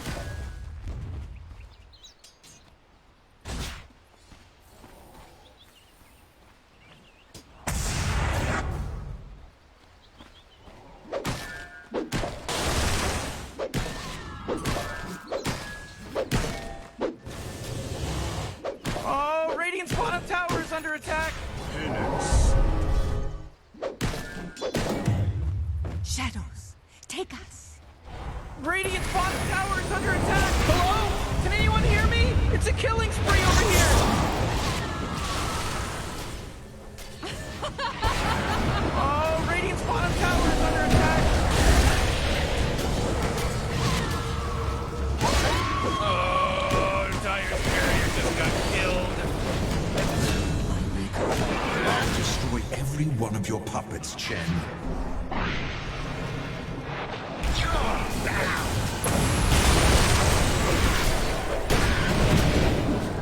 Whoa, initiating killing spree mode.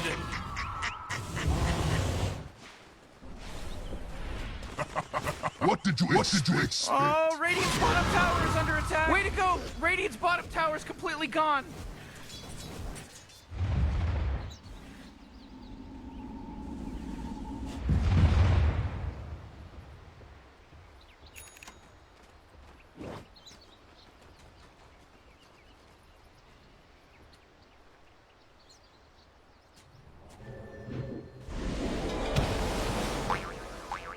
You hurt the ones you love.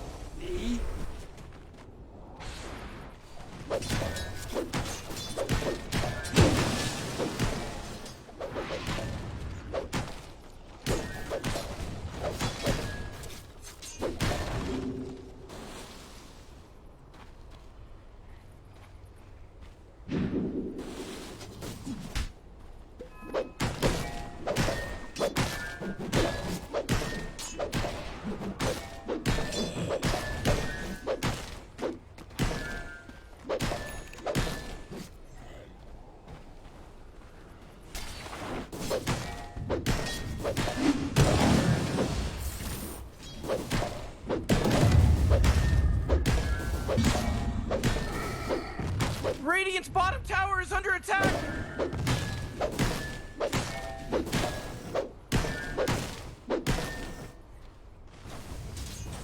Radiant's bottom tower is under attack!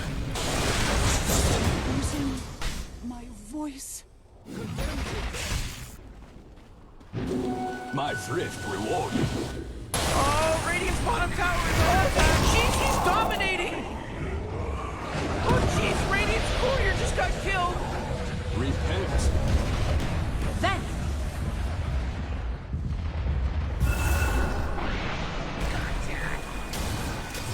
Radiant's courier got killed! You know how much stuff he was carrying?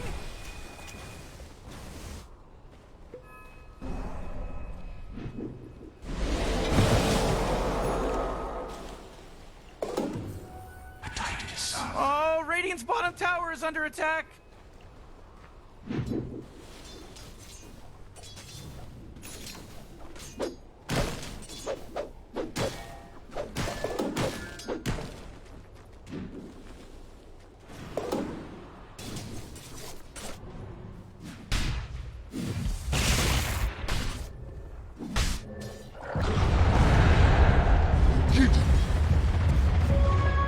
regeneration.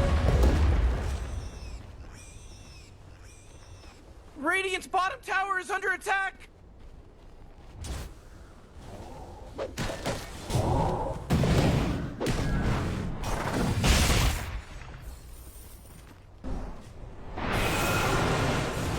Oh man, this guy's dominating! Oh, ownage.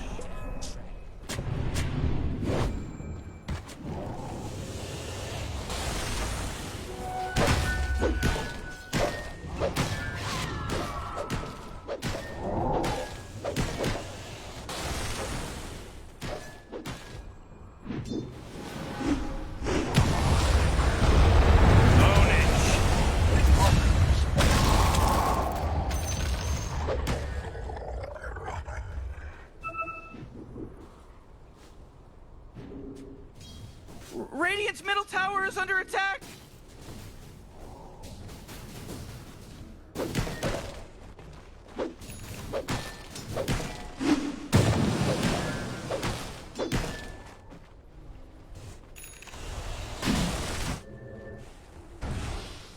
Oh, Roshan just got slaughtered by the Dire.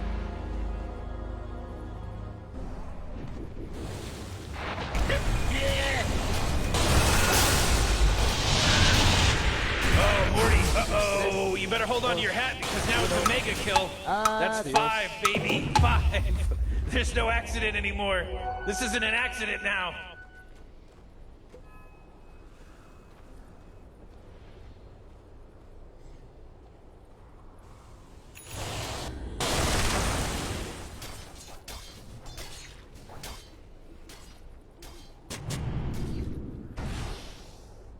Well-gotten gains. Oh, Radiant's top tower is under attack.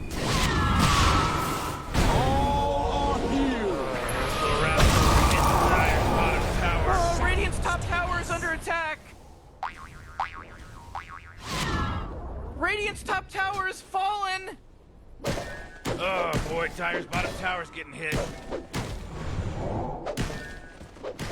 Whoa, Dire's bottom tower's under attack.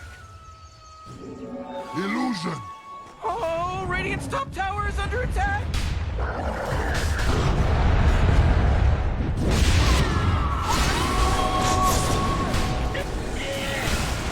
Morty, who was that? I don't know. She was pretty tight.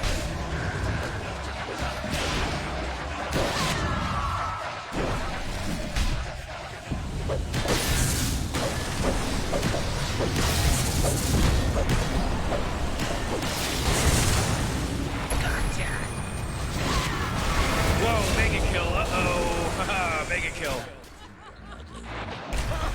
Wait, no, hold on. Double He's kill. Unstoppable. Oh, man.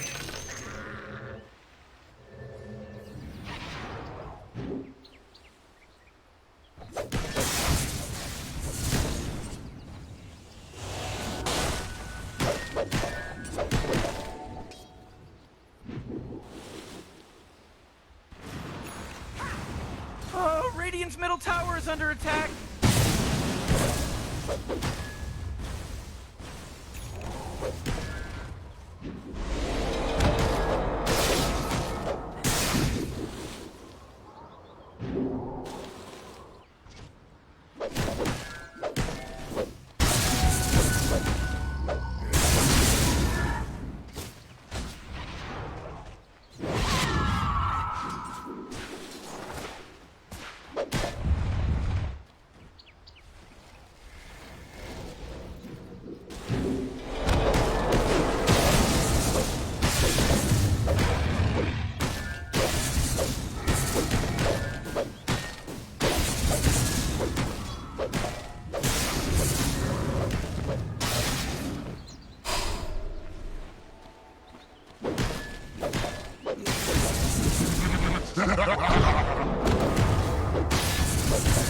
Radiant's bottom tower is under attack.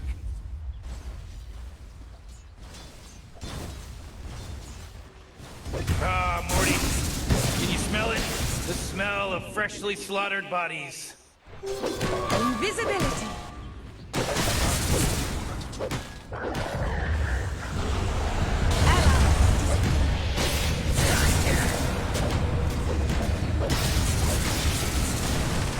Oh my gosh, Morty. He's from Boston because he's wicked sick. I'm marking this in my journal. Double kill. There was a multi-kill. They killed all these people, Morty. We should start calling this person triple kill because they got a triple kill.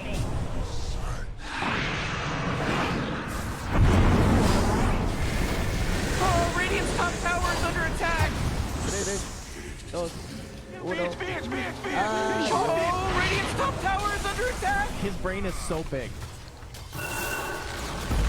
Oh, Radiant's top tower is destroyed. Oh, Radiant's middle tower is destroyed. Oh, Radiant's top tower is under attack.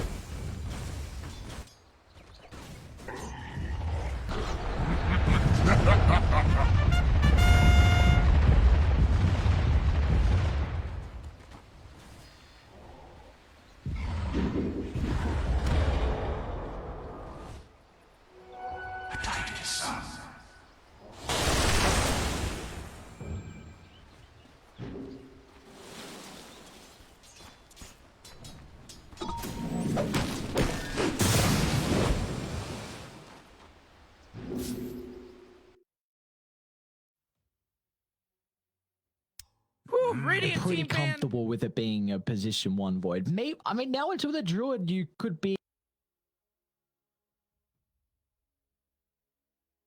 I'm interested to see what they look to ban out as well on T1 in this phase, because the way to be able to counter that lone druid is just you need a lot of early damage. That's the main thing, right? You got to get right on top of the bear, and as well, you need consistent, like, percentage-based damage, because against both the druid and the bear himself, they get quite high on the HP pool, especially if you're able to pop that true form. But can't just go into these things that like deal percent damage, but then if you dispel them, they can't be reapplied, like the Arctic Burn, for example, because Savage Roar applies a dispel too.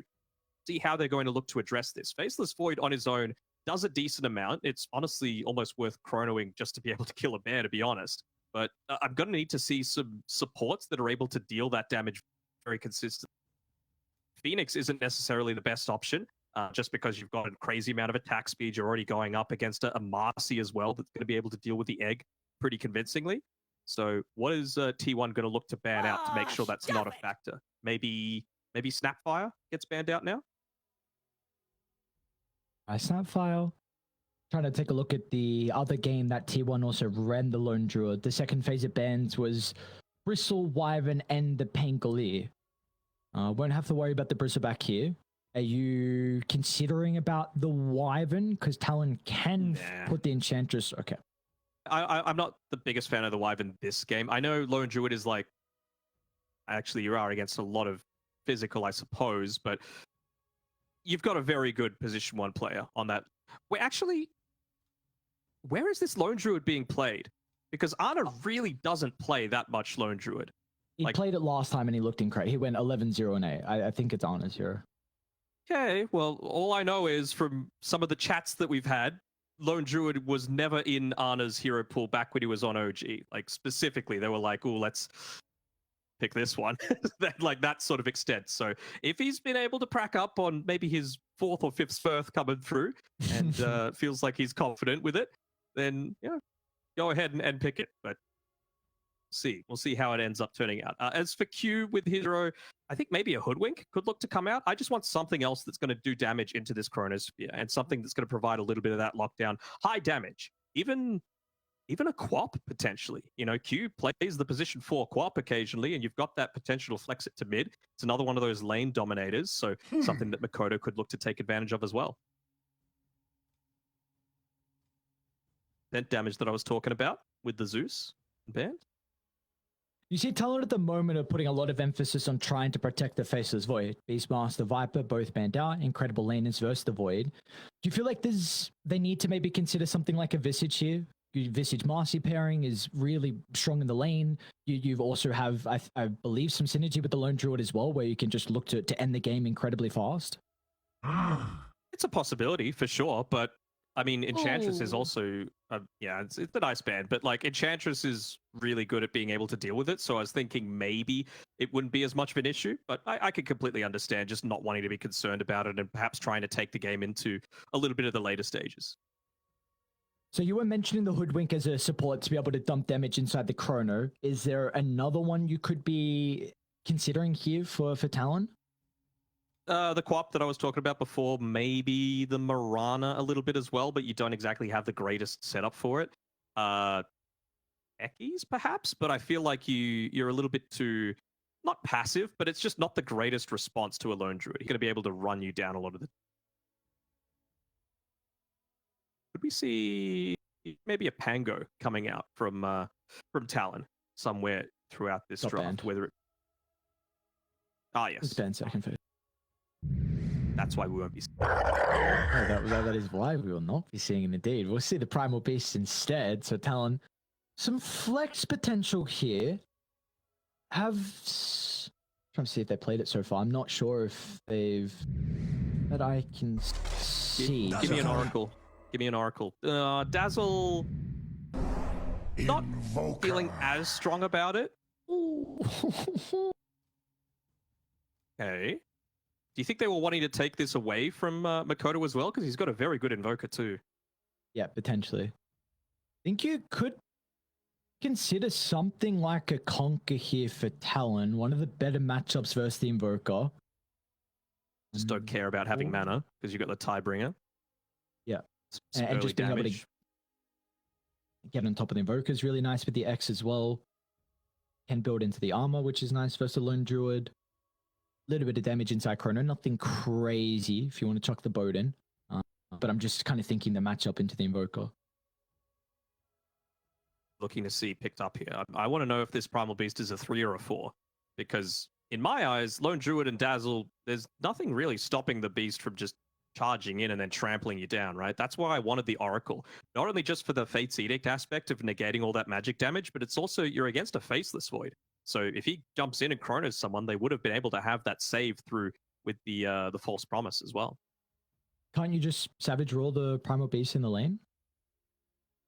I guess, but it's going to take a little bit to be able to be a lot more impactful. I mean, you could just look to try and isolate the Dazzle as well. It's going to depend on a lot of the positioning coming through from Whitemon.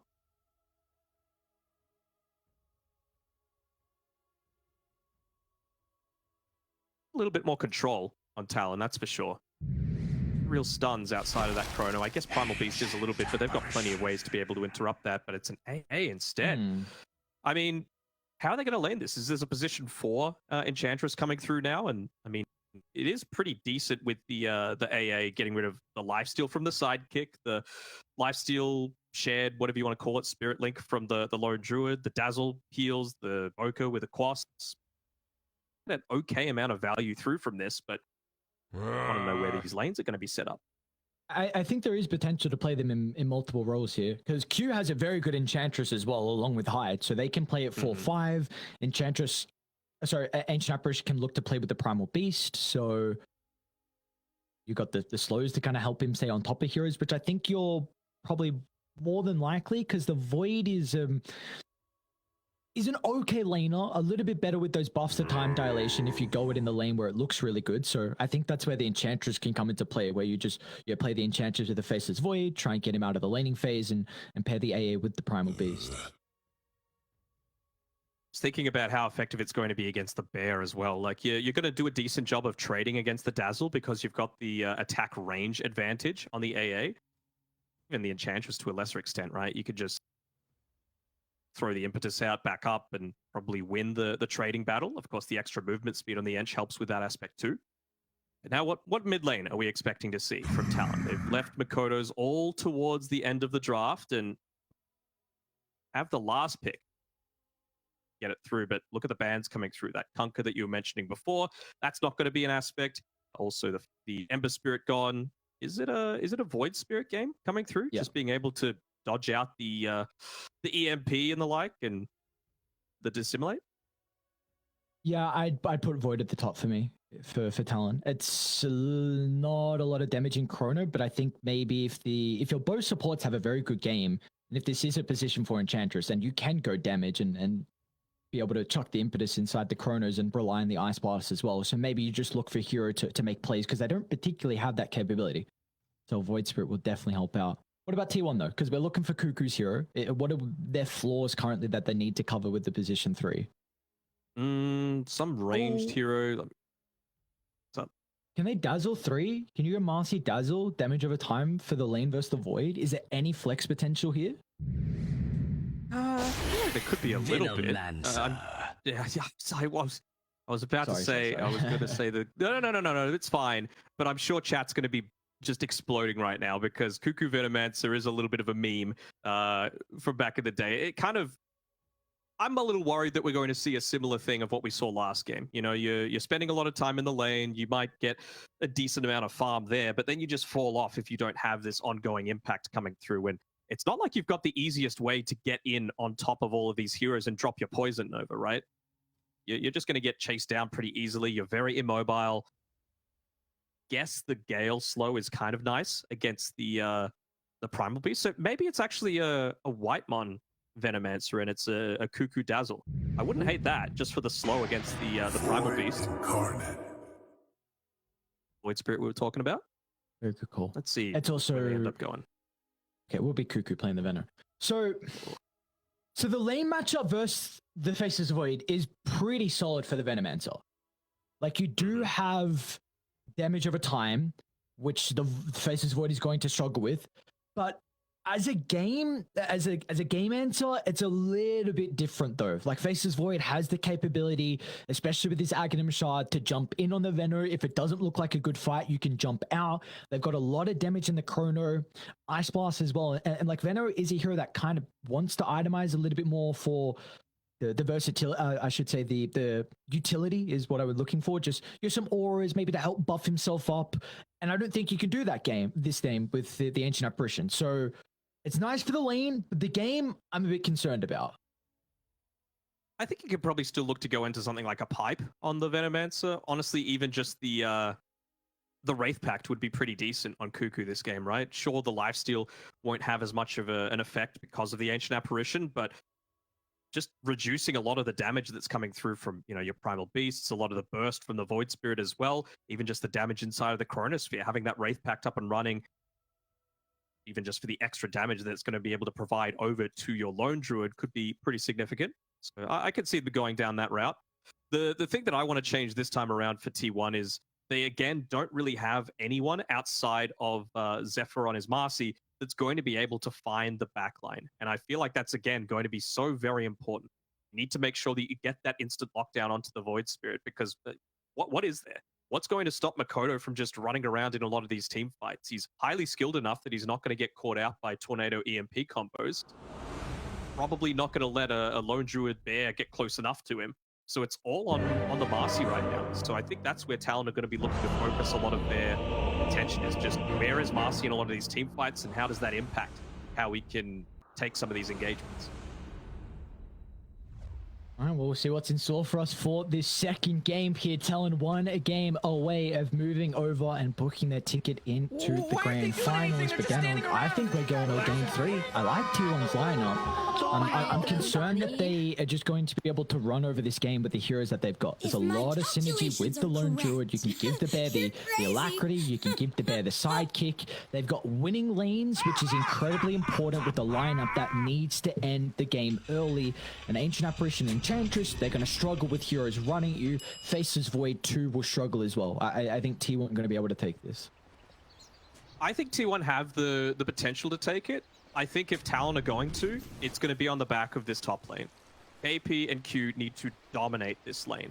Yeah, level 3 probably is when we're going to be looking to see some of those timings come out for KP in particular, with the trample, just able to get that through, try and focus down the dazzle. Ooh. Wonder if they're even until might the just be game contesting starts, the runes, but could they be considering some kind of a lane swap, or maybe just starting Whitemon down on this bottom side of the map? Savage. Already having a fun time into these heroes. Showcasing how the lane is going to start to shape up. You were mentioning that you feel like Talon need to body top lane against the Honor Lone Druid. Do you feel like they can though? Because Lone Druid and Dazzle are some pretty strong laners. Who's blowing that stupid horn? Yeah, but you're still probably going to be able to... nice fast clicks there from Ana, being able to secure the bounty rune. I feel like the Dazzle's going to be in a much more vulnerable position. You know, you're one of these supports that, sure, you have a great defensive capabilities once it gets to the mid game, but in the lane, you're wanting to abuse that poison touch for as much as possible. So Whitemon is going to need to be very careful with his positioning, because if he goes forward just a little bit too much one of these times, if KP, maybe it's going to be up until level 4 that it actually happens, but if you can get that onslaught and trample off onto the Dazzle, then there's really not much you can do about it. Get to see the exciting battle between the mid laners once again, with Makoto on the Void Spirit and Thompson on his Invoker. Invoker player who, I mean, he's been known to make some incredible plays, Mr. Thompson, on this hero. Pioneered some of the builds, so we'll see how he's going to be able to shape up. It should be a pretty decent matchup, honestly, between the two. As the game goes on, it's very nice for the Void Spirit to be able to get on top of the Invoker, but Thompson will have this slight advantage with being able to purge off the Resonant Pulse Shield. Now that it's been buffed up a little bit. The Aghanim Scepter being able to add to the amount absorbed rather than just refresh the base amount. Good Spirit plays out there. I think this lane is very skill dependent. If Mikoto hits a couple of Aether Remnants and is able to put tops in a threshold where he's a little bit weak, then he might be able to get more last hits. But if he misses some Remnants, it could be a little bit more difficult with how he's going to be able to fare in this lane. But take a look at our side lanes for the moment with how top is shaping up. You said this was the all-important lane here for Talon. What are we looking for in regards to the level timings? When can they get active? I mean, they can get active as early as level 2, depending on the positioning. Nice deny coming through there. Scale. The one skill point on both of these heroes right now that's an active, so time dilation's not going to do the most. But yeah, like it's going to depend on Whitemon's position. If he's out of position, then an onslaught into a trample can end up killing him. But that's not going to happen until level 3, because 99% of the time you're going up roll level 1 just because of how effective it is at buffing up your damage for the laning step. And with the bottom lane, we already see Savage leveling up a point in the time dilation. Do you feel like, is there ever a reason for him to go an extra level in a lane like this in particular because of Venomancer? I don't think so necessarily. I think he just wants to be using that time walk as much as possible. Whenever you're against like these ranged oppressive heroes, time lock isn't really the biggest value to get in the lanes. So I think it's mostly just about the survivability. Hyde's going to be doing a lot of the pressuring and the damage. Get that safe farm as much as possible. Both supports on bottom, recognizing their role. If he locks the hard camp instead of the small camp, so making sure Hyde's not going to be able to play with any of the creeps. He does have some camps back towards the outpost, however. Assassin trying to bully away Zephyr here a little bit. Hate this creep so much, man. So annoying whenever you got a tango running. In terms of that mid lane that you were talking about before, it really does feel like Topson's going to have a fine enough time in this lane. You mentioned that if he gets low on the back of some Aether Remnants, scratch that, he's actually getting a few right clicks in the face. Nice dodge, Mikoto with the dissimulate. Morty, the right click range, all the new heroes can hit from afar, and you see that is exactly the case here. Mikoto finds a solo kill, and he'll get a tip as well from Hyde. Beautifully done. Caster Curse strikes again. Just able to get the kill. I mean, it's Mikoto, right? Number 1 in SC8 for a reason. He's even going to be able to secure that water rune for himself once he's picked up this bottle. Dazzle. The boots and the raindrops, I like it. Be able to withstand some of that pressure coming through from Topson, but I really feel like that should be happening. You know, that's only on the back of getting hit by the Aether Remnant. Otherwise, your Quas, your ranged, pretty equivalent in terms of the right-click damage that you're able to do, so Mikoto to get that early kill, that is just heavily based on skill. Top lane, Whitemon. A bit of trouble here, KP. Trampling all over the Dazzle. This is something you were mentioning, that Whitemon's going to have some issues with his positioning in this lane. Cell's going to be cancelled off instantly. KP needs one more right click, and again, one of the new heroes being able to right click from afar. I wonder if they actually... Sounds weird, but did he want to die? I don't really feel like it. He's got more than half mana, but he had a skill point available on Anna at the time, and he didn't choose to put it into the Savage Bottom Roar, lane, which would have been safe. He's in a bit of trouble as well. They're going to try and chase him down in the tree line. Zephyr will finally re-enter the lane, but great Delta split. They'll avoid the jump in from Zephyr. And the toss, it'll only send the Conqueror packing. We're even considering about keeping the Dazzle down, but he's not going to look to join in, so it's just going to be the two members on T1 at the moment. Savage, time dilation once again, and he just gets the time walk away, but now Q, he's going to enter the party. We'll have the Ancient Apparition. There's a little bit of an unfair advantage. It was a 2-on-2. It was nice and even, but now with the position 4 coming down, Talon, they'll get that +1 required to kill off the Marcy. Another Centaur Conqueror here from Hyde. They might just look to go in onto Cuckoo. He's still very slow at this stage, and I don't really want to be using the Venomous Gale just onto a singular support. That's just free reign. Oh, he's actually using the Gale onto the Conqueror instead. Is he just dead here? He's going to try. He should make the TP. Away. But I mean, now what do you get out of this lane? they going to be able to chase down Makoto? More right-click Whitemon just out of range to be able to reapply the poison attack. Definitely can toss him back, but it will not matter. Makoto, I want to pop the DD for some of the bottle sips, and he will not need to. Talon. I mean, this bottom lane, you specifically picked this Venomancer to be dominating the lane, and it certainly isn't the case. Faceless Void, second on net worth. Cuckoo on his Veno, all the way down at the bottom of the course. And this is exactly what you need for Talon, because this Faceless Void will take a long time to come online. And T1, they have a lineup that want to end the game early. So the fact that Savage is going to get an item earlier than probably what they would be expecting when they were looking at the draft.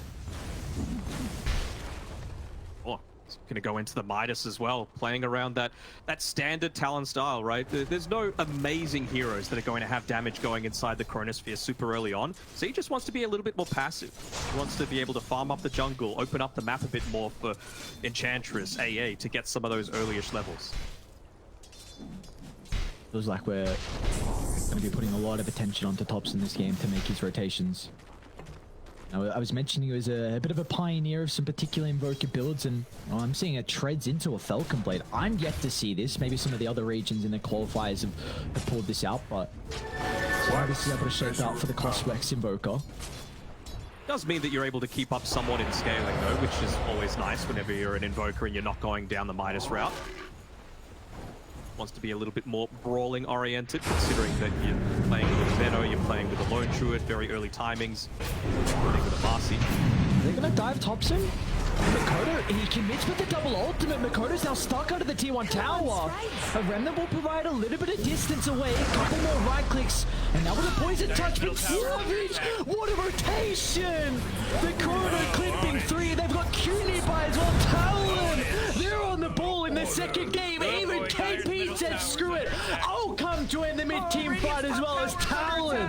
6-0 start. But top side, they've left it kind of solo here. Anna, as soon as that happens, just with that Blightstone, the Gloves of Haste, immediately goes into full-on rat mode. He wants to make sure that you're getting something in exchange for this, and 3 tower taken with just one person.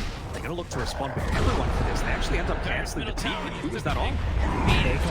Thompson's not going to be here. And now they can just chase down Zephyr. Another kill for Talon.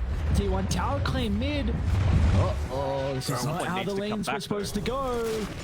Anna's playing very aggressively, just wanting to push this lane as quickly as he can into the tower. The back off down towards the bottom side, so some valuable net worth going away. Yeah, the experience, but now he's just...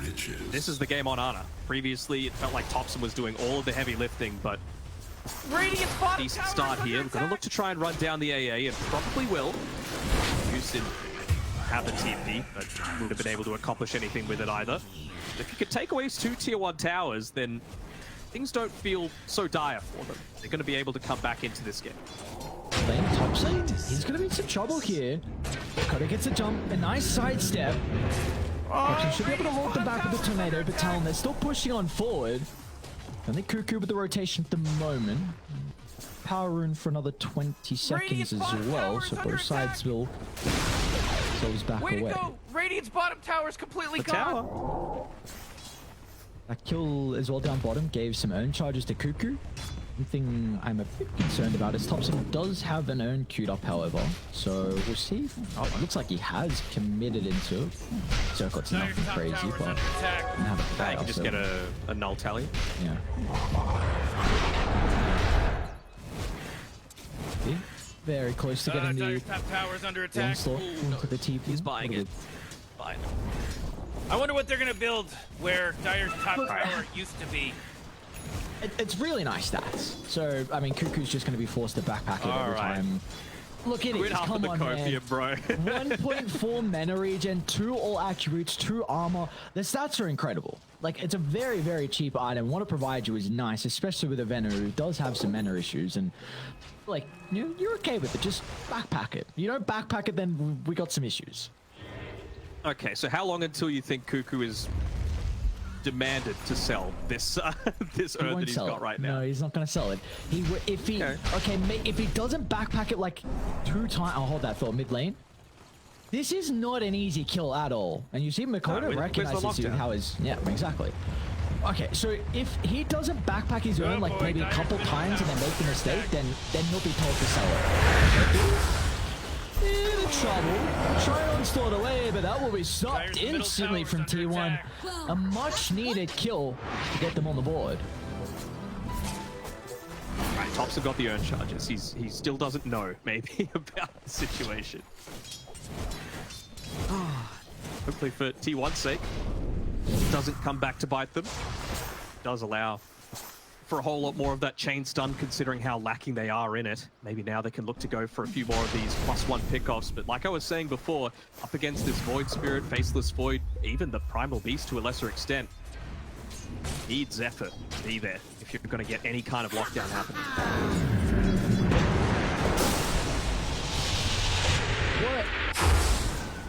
What can we expect out of Honor and his timings in this game? Because we do see he's pretty much one of the few cores on T1 that he's getting a ridiculous amount of farm. Working to the Desolator is his next item. Is that Deso going to be enough for T1 to start to group up? I don't think the Deso is for the purpose of T1 grouping up. I think he's just going to continue playing full rat mode.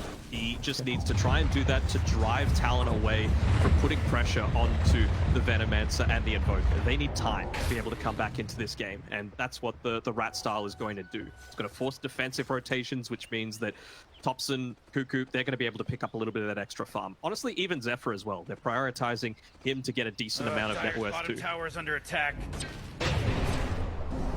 Coming through. Up to the bear. The Makoto's in a bit of trouble here if they can keep the roots going. Zephyr's going to look to jump in. The great jump out from Makoto, and they do end up getting the bear kill. To the top side of the map we go as Cuckoo. It's the poison over off. It's going to clip onto both the heroes here, but Savage feels like he has an opening to drop the Clone Sphere. Makoto's going to be nearby with a double damage rune. They use the Remnant onto Cuckoo, then they'll be able to turn to deal with the Dazzle. Beautifully done from Talon as they bring 4 members to be able to take the skirmish top. You know what I'm talking about? Morty, they're going immediately looking to try and go into the mid push, but you've at least got people around this time. Yeah. He's got Zephyr nearby. They're going to have to spot off the double damage from Makoto. He goes in. And now he's out of ultimate charges, so Anna, he can freely charge him down. They'll give the Alacrity over to the bear, but once again, the 8th, the Remnant. Buying enough valuable time for Makoto just to get out of danger. And every some of these bear, this is important. Getting blast, they've been given the movement speed as well. So close. Would have been a full minute without that bear. Effectively a useless position 1, but is again a much more defensive movement that's forced out of Talon. They really wanted to make sure that they were maintaining their tier 1 mid.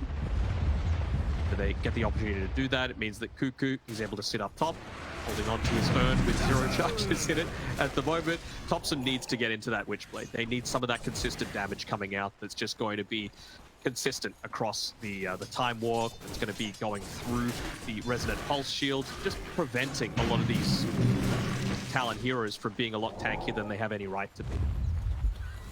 I think, oh, T1 just smoked under the ward. Running through Savage will be okay. I think for T1, really, the big thing for them is they need to take this Tier 1 tower mid and then start to ward around Roche. You have this Desro coming up shortly, you know, with the 1 point Alacrity, nothing crazy, but you have maxed out the sidekick, so you will be able to take objectives, but you need to get Tier 1 down first to be able to open that opportunity. Radiant's middle tower is under attack. Some wards down. Do that. Seeing as well, what, are we just finished up the Deso on... Radiant's middle tower is destroyed. One more Mithril Hammer, I believe. I mean, it's a decent enough timing, but the thing is, it's going to become so much more difficult for T1 as soon as KP gets into the BKB for himself. He's only about 1,000 gold away from being able to do so, and he's got that. You're just able to dive in. Nothing that they've got is going to be able to stop the tramples from, again, just going in onto the backline and creating a ton of havoc. That's where Faceless Void is in his absolute prime, where he's just able to play within chaos. Look at the farm they're getting across the map on Talon. KP gets all the triangle. Meanwhile, T1, they tried to invade Radiant's triangle, but The Ancients hadn't spawned, the hard camp wasn't there as well, so Ana has to run to meet the creep wave up top, so a little bit of time that he wasn't getting farmed. The rest of T1 are also grouping up at the moment, so this network lead continuing to grow for Talon. It's up to 5,000 now. Oh, geez, Morty, they're going after Tire's bottom tower. We need to pull these creeps off of the tower, though. I don't have too much free damage going into that one. I have to ask as well, are we even calling it the triangle anymore? Because it was the triangle because there were 3 camps to farm, and now there's no small camp.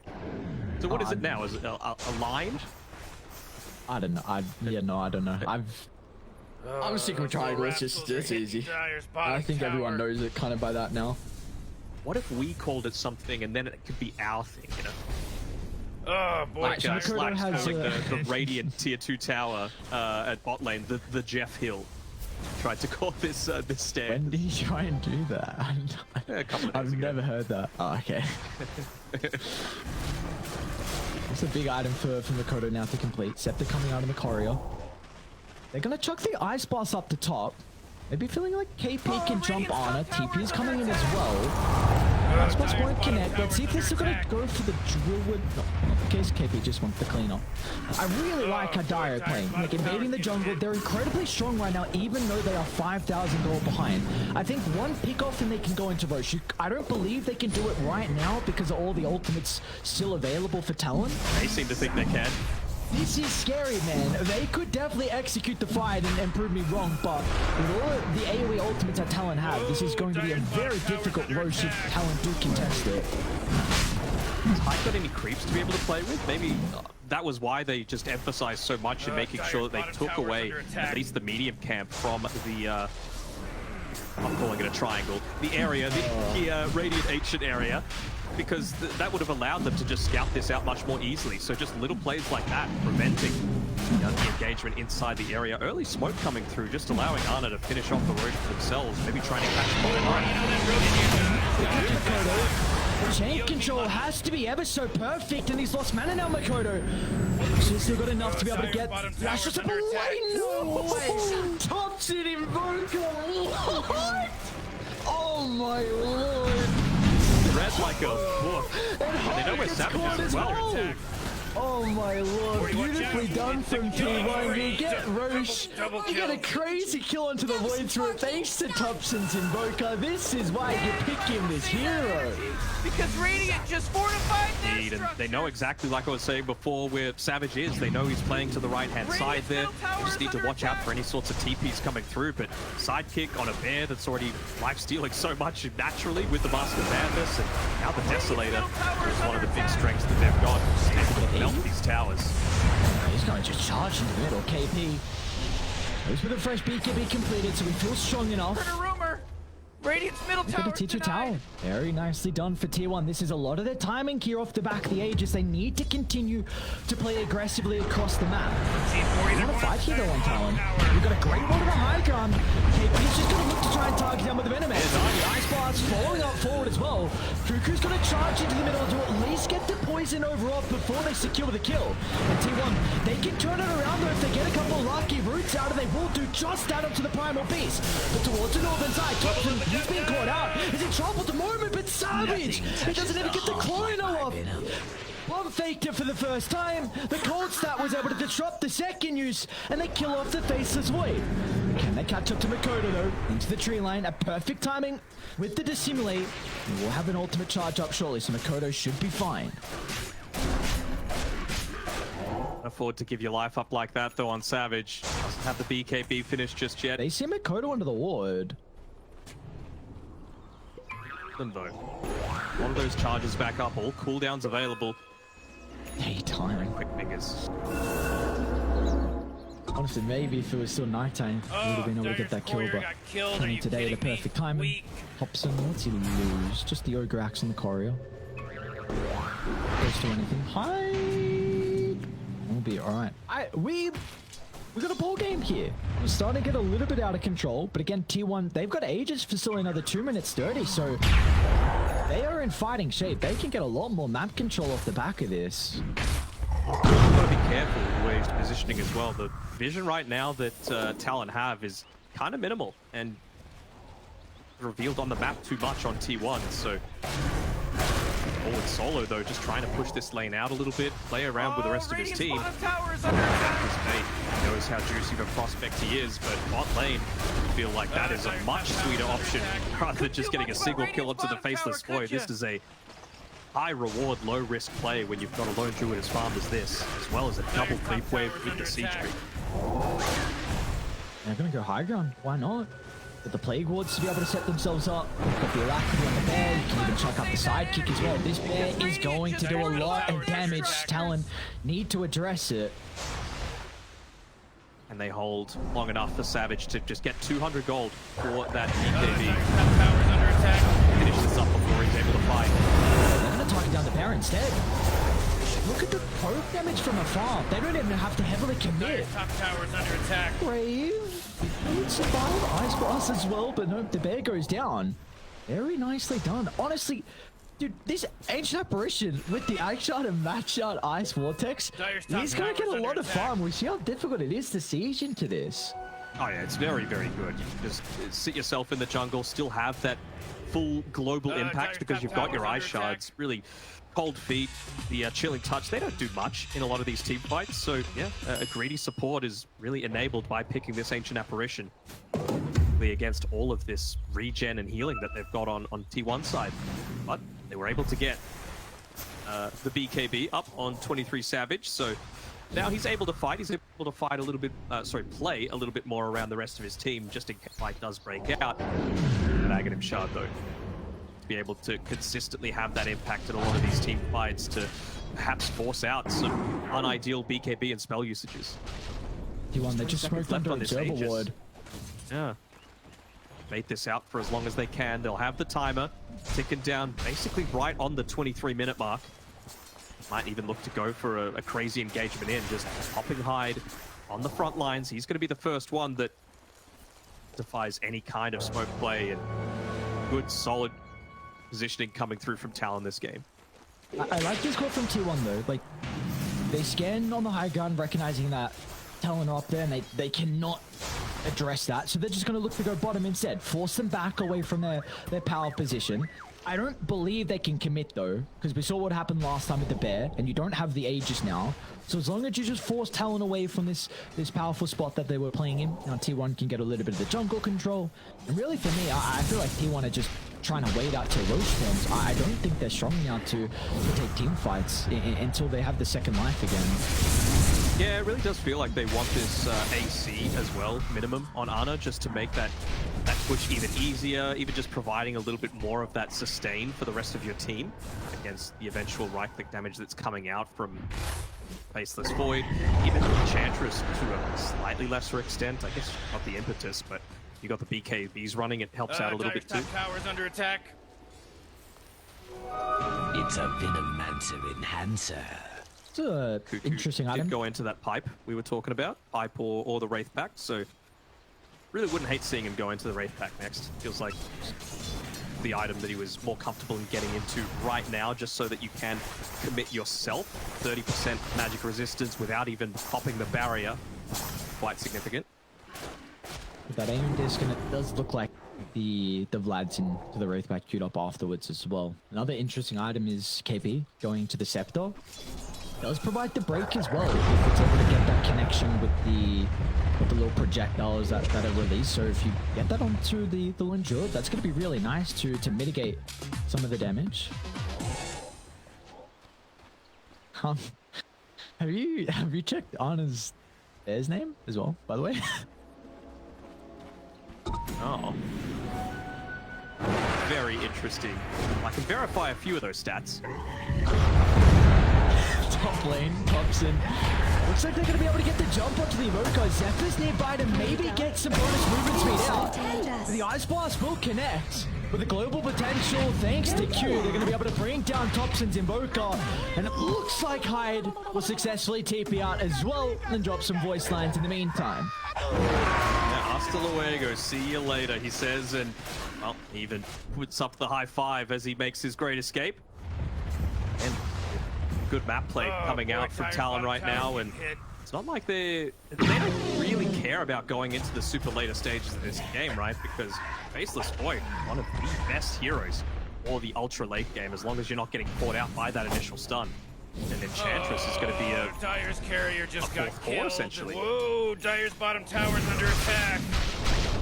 Speaking about the Enchantress, he's going to look to pair up with 23 Savage. Easy kill onto Zephyr. A little bit more gold into the bank of that pseudo position 3 that we have from Hyde. Level 12, almost Hurricane Pike. Definitely feels like Talon are more than happy with being able to head into the late game T1. This is, for me, it comes down to this second Roche. If they're unable to get this Aegis, I feel like their lineup has just missed their timing. Yeah, and speaking of timings, KP, he's got that Aghanim Scepter completed in about a couple of seconds. So much extra damage that you've got coming out.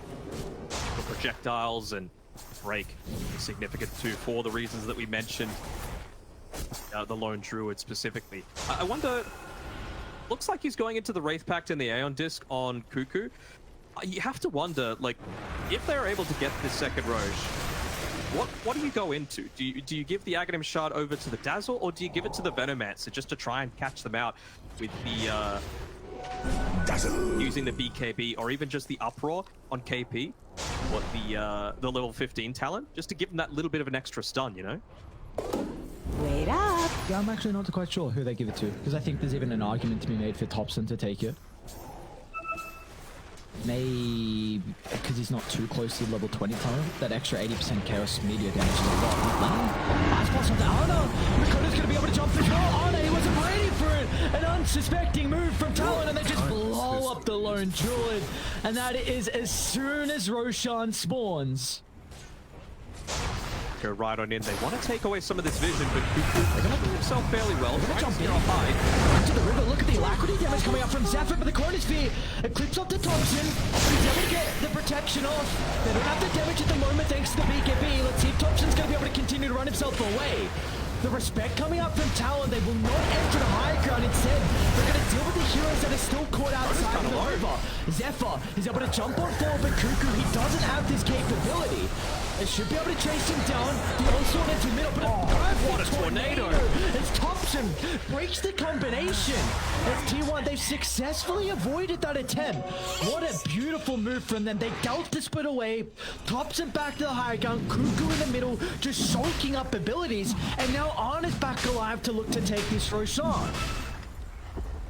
Thompson, by far the MVP of that team fight. He was just kiting around Makoto, even able to get him on the retreat. It's all around just protecting this Observer Ward, and I've got an Ancient Apparition. I feel like it should be a lot easier than it was. Ice Vortex on the top. We've got an Enchantress with a Dragonlance, excuse me, and they just stuck around, kind of dipping their toe in rather than fighting it completely. Yeah, just a little bit before everybody else. Power of that vision again, man.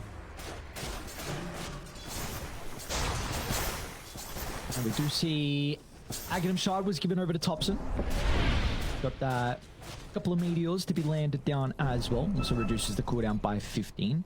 And Aegis into the hands of Ana. I was saying this second Roche had to be given over to T1. If they weren't able to find it, they would be in a very difficult position for their lineup to be able to combat Talon in the late game. But they've got second Roche, and we again have a pretty close ball game here. Radiant's top tower is under attack.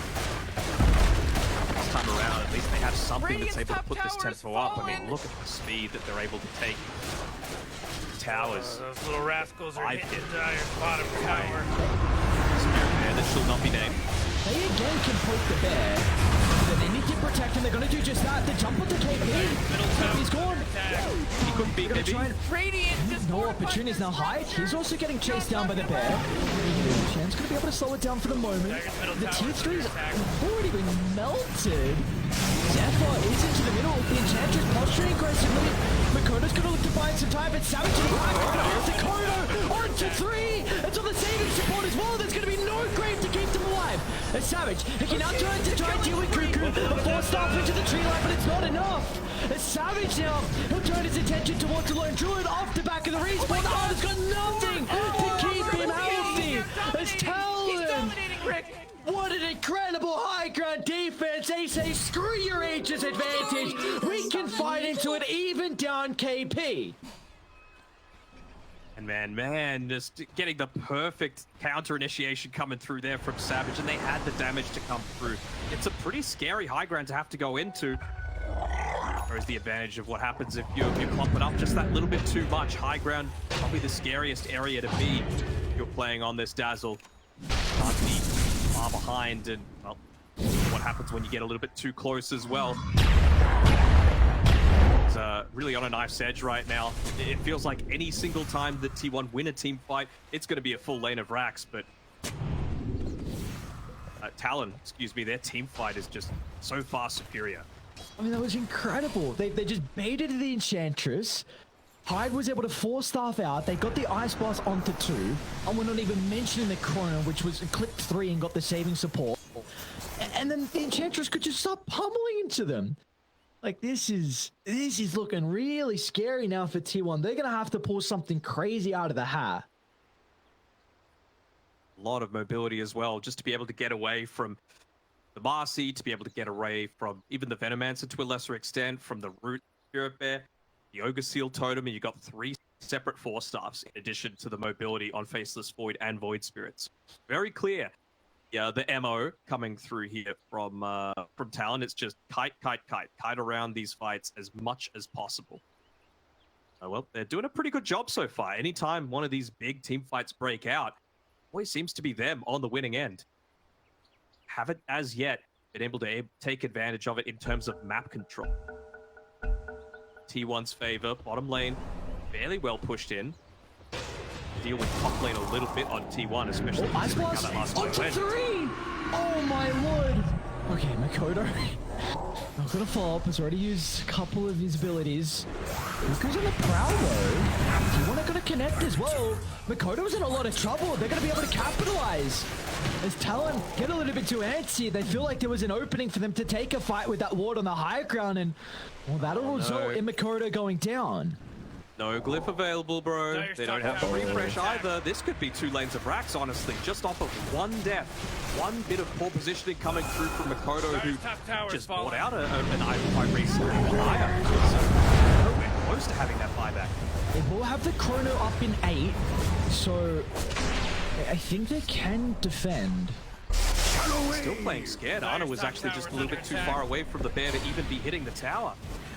Nutty and someone might need to TP up towards this top side of the map to be able to deal with this push. Maybe they'll do it a little bit, but feels like T1 could have potentially gotten so much more out of this push.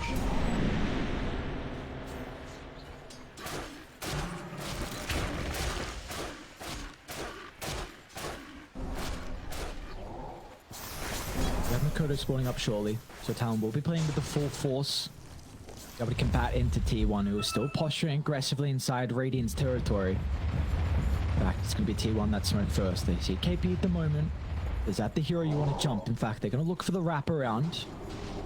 Illusion to work with, nothing too crazy. Wraith Pact on Cuckoo as well. In factor if he's able to drop that and the pipe as these initiations are coming in on Savage, but they're gonna try and hide.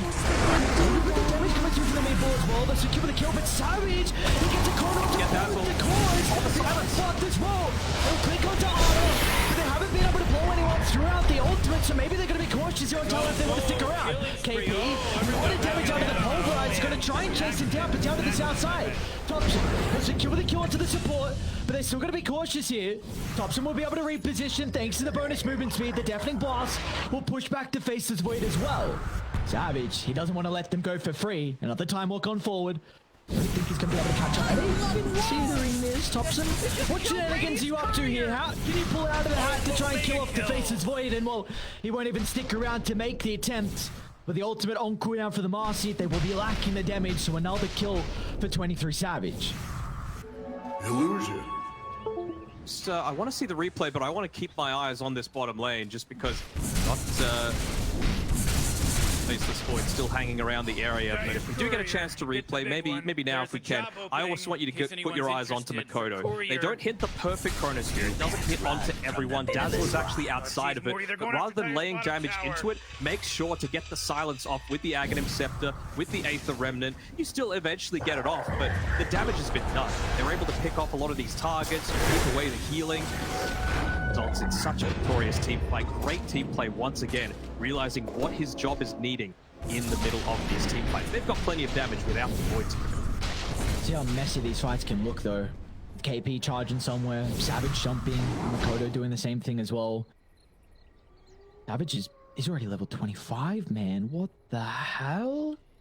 He's 6 levels ahead of the second highest in this game. 23 Savage is having a hell of a game here in the upper bracket final. 7, 1, and 9. Look at the GPN from him. 740. He's well and truly on top, and I'm not quite surprised. I mean, his faceless word is always something to fear. They tried to counter it. They've got the lineup to deal with it early, but now that he came online, now that he had an incredible lane, like, we're seeing the issues with killing off and dealing with the void.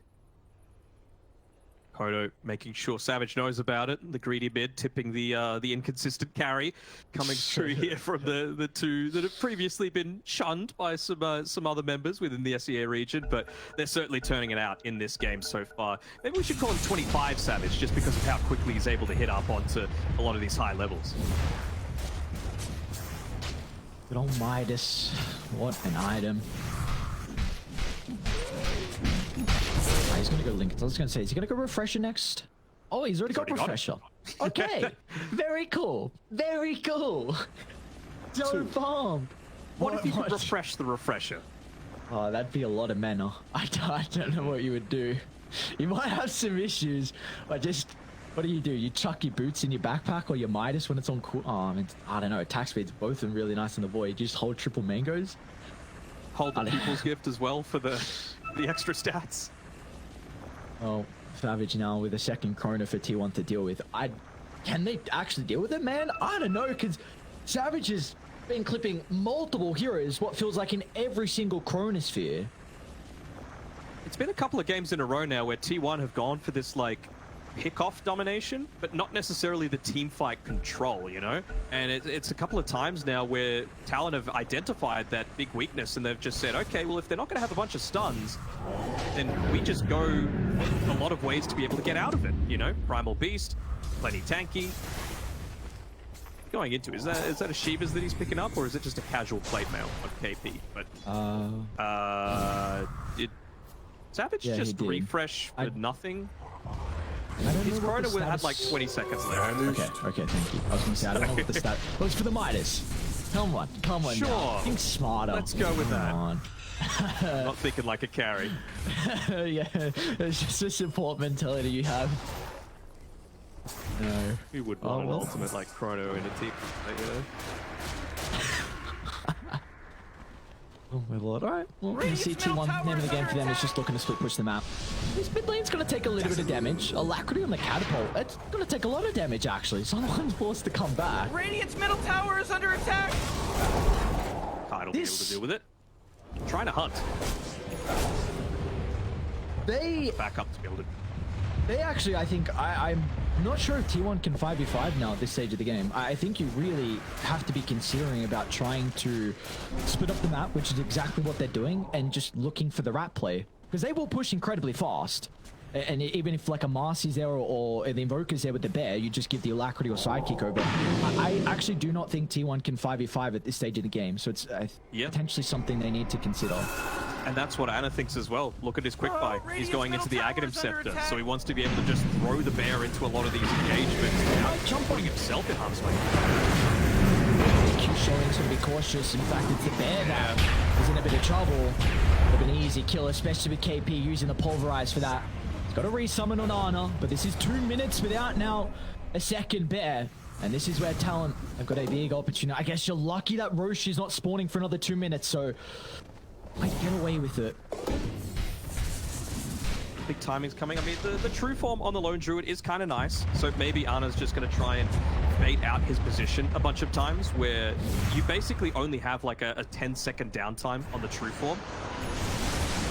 Just put yourself in team fights, make yourself a much higher priority, and just have the Lone Druid bear on the other side of the map. That's how I would be looking to play this one. Once you pick up the axe, of course.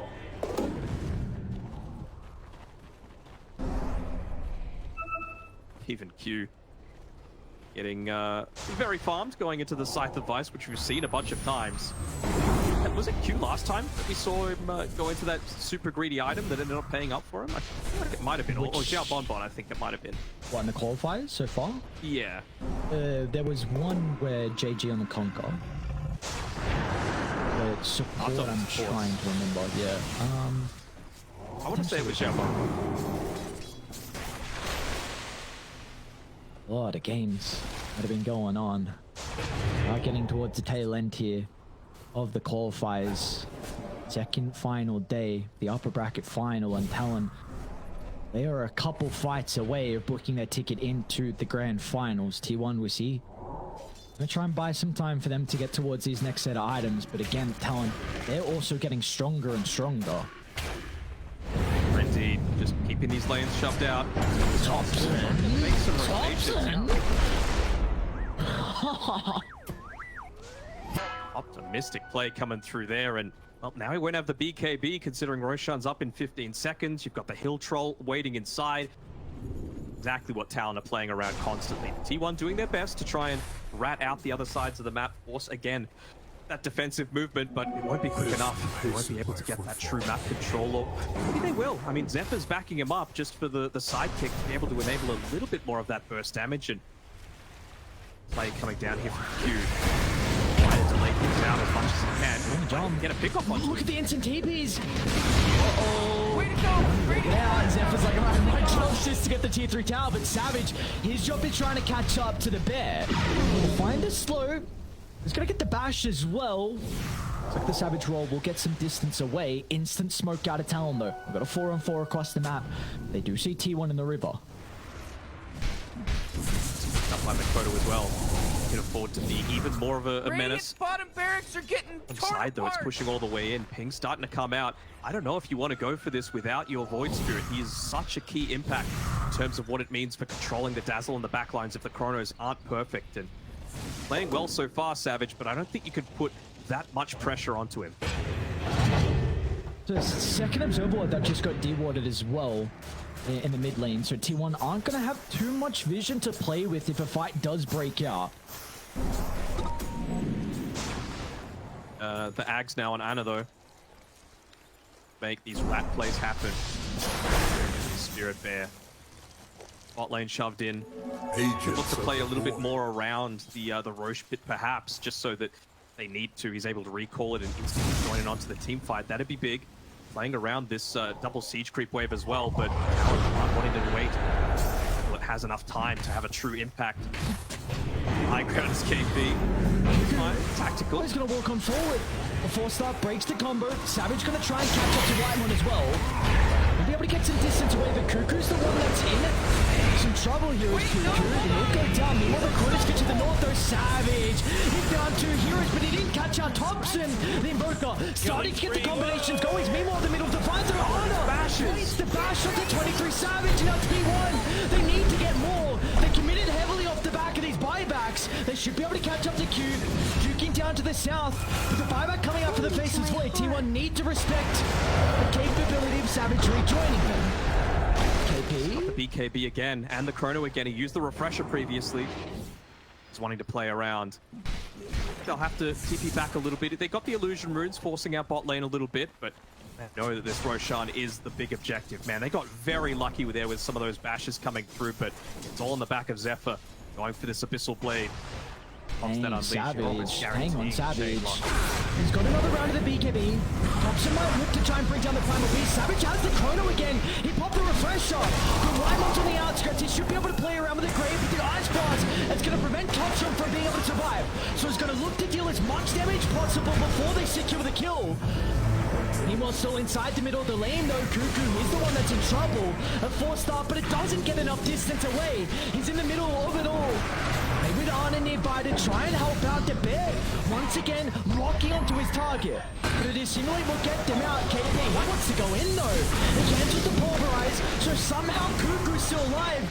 And this is enabling Ana to have a free fight. We're seeing what the bear can do once he's able to get onto his target. Thompson, he's going to jump in though. Thompson, he knows no way to stop. Eventually be forced to though. The team just not feeling confident with all those buybacks being expended. Around the Roche pit, and this would be really valuable to be giving over to Thompson. And Getting that buyback just to be able to get back into this and be able to quickly close in enough. KP has the BKB to be able to play around with. Isn't going to be quick enough though. The charge coming through. The Ice Blaster charging as well. KP to disrupt. He's got it. The H's as well. He snagged up the H's and Immortal. Now Makoto's going to jump into the middle. They need to get Thompson alive. He got everything. KP gets some distance. The Invoker should be able to step up to the high ground thanks to the Ghost Walk, and he's okay. Can they set themselves up for round 2 though on T1? The Bear, priority number 1. They'll drag it back with the Remnant.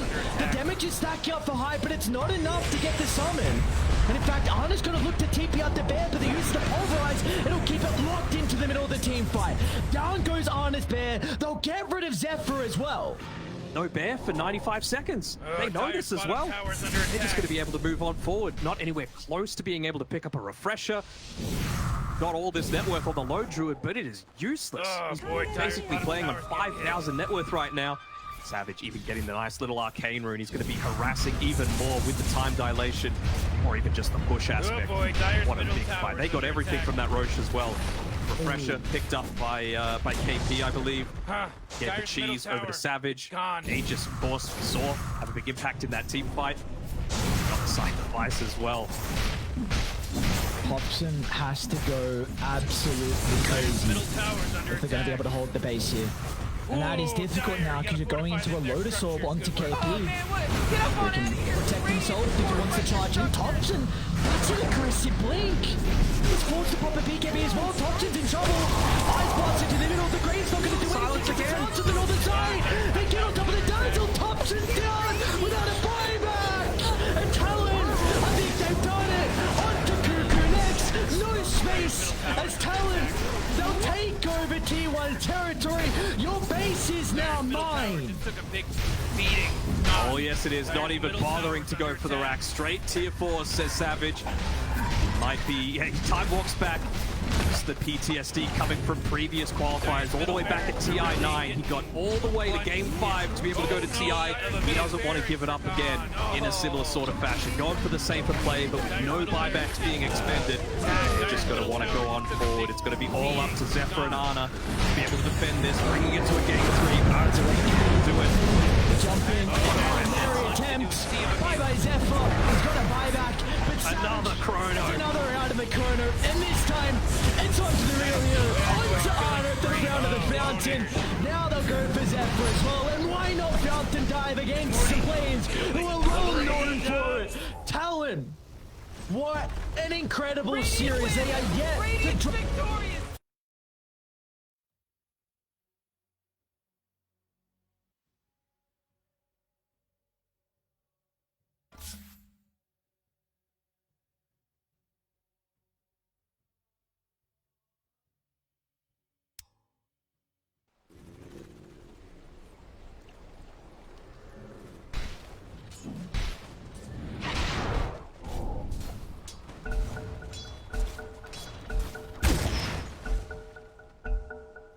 Yeah, boy!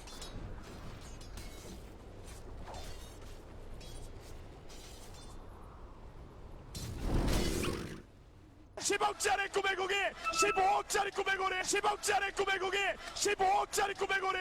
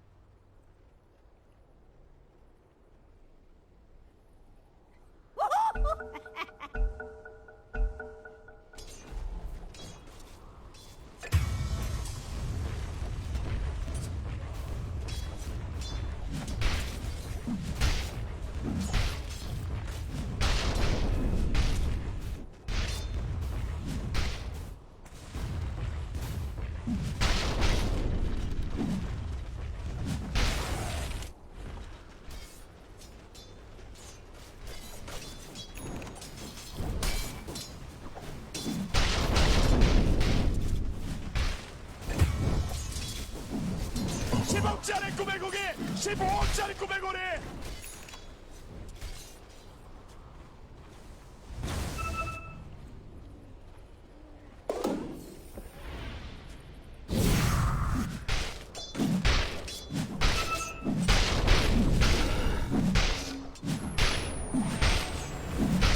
Oh boy, Dire's middle tower is under attack.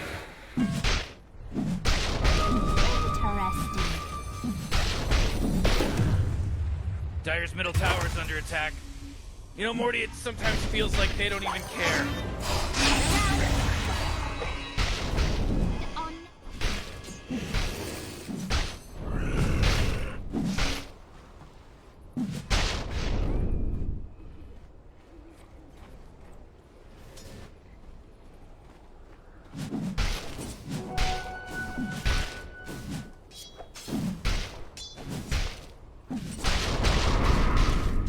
Dire's top tower is under attack.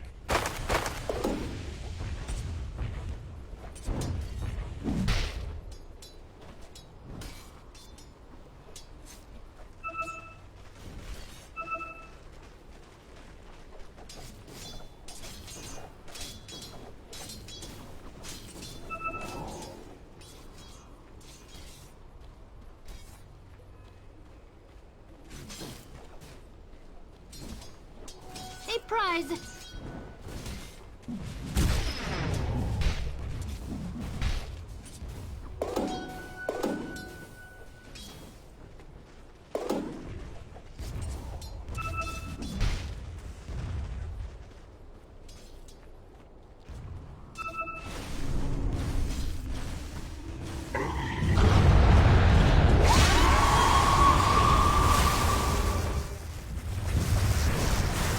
Whoa, killing spree. Oh!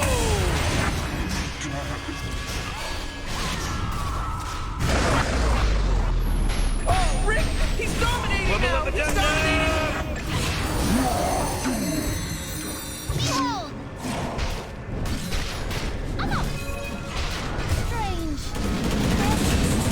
Acolytes won't fight.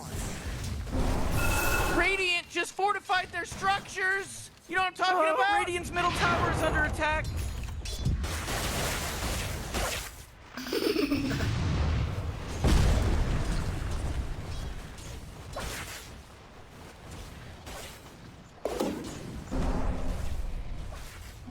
Haste!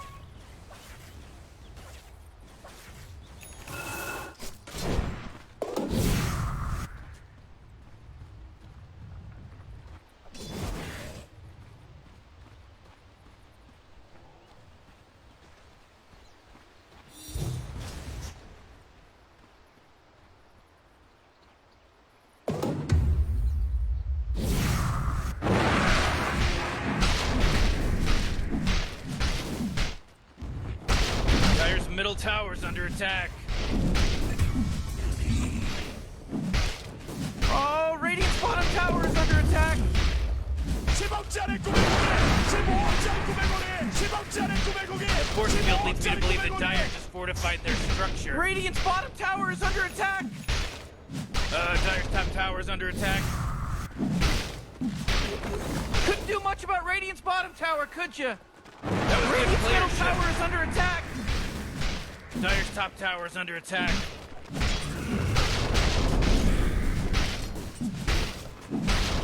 Dire's top tower is under attack. Not my problem that Dire's top tower just fell.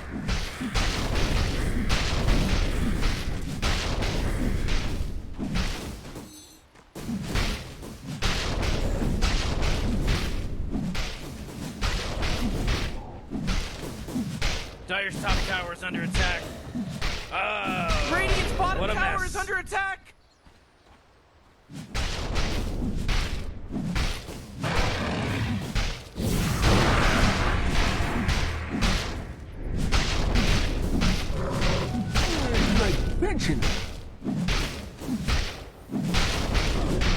Dire's top tower is under attack.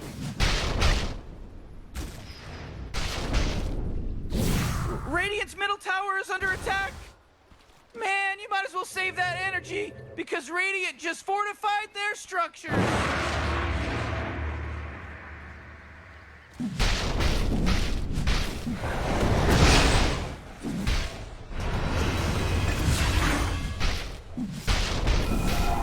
That's for tenants.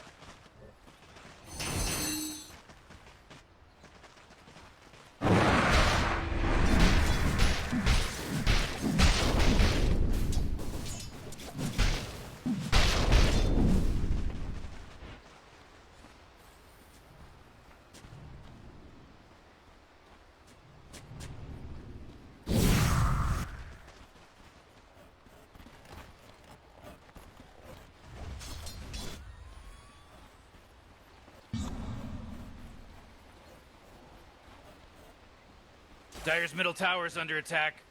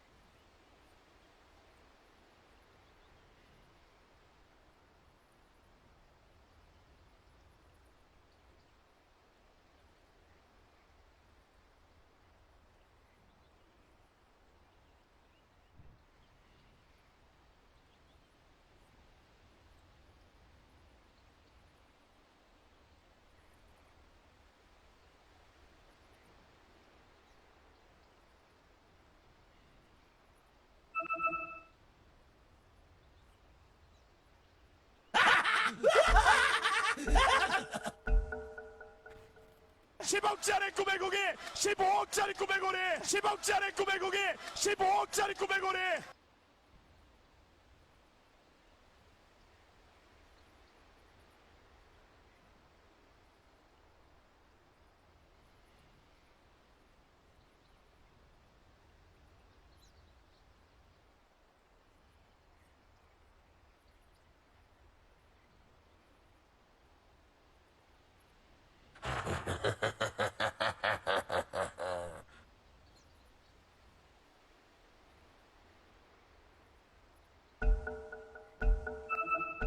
Lucky!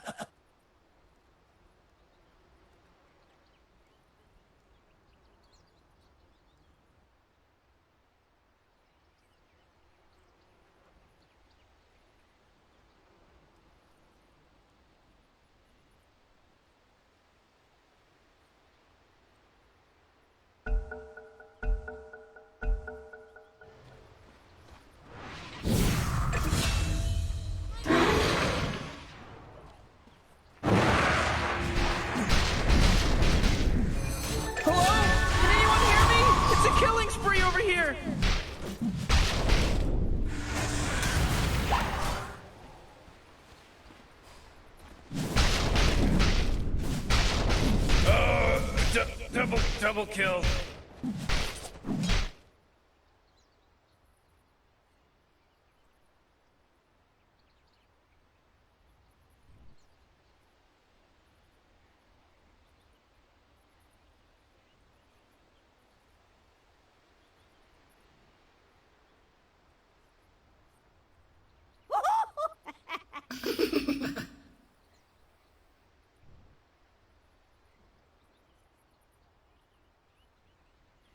Lucky! Lucky!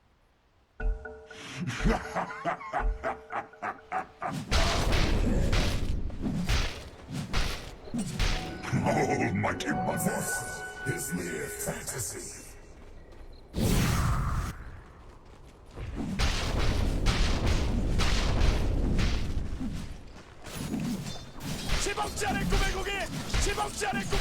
Morty, killing spree.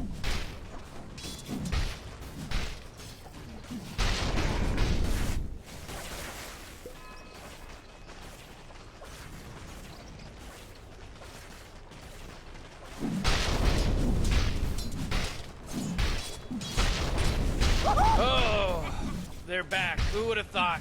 Who would have thought?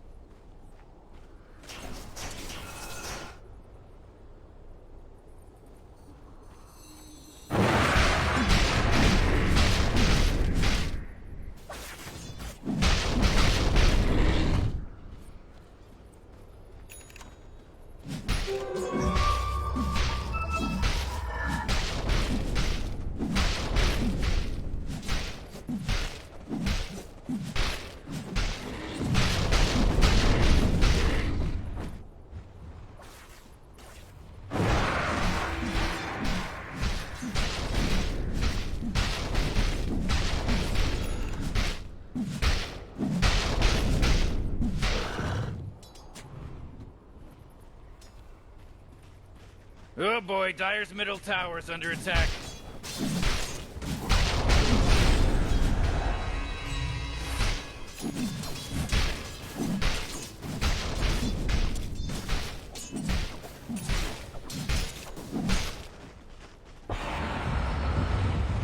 Oh my god! Four in a row! He's now dominating! He's dominating, Rick! 15억짜리 꿈의 고기 15억짜리 꿈의 고기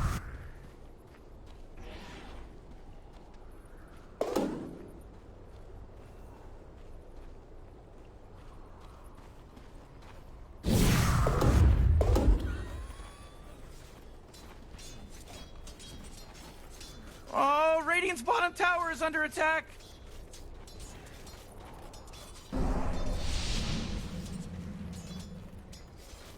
Radiant's bottom tower is under attack!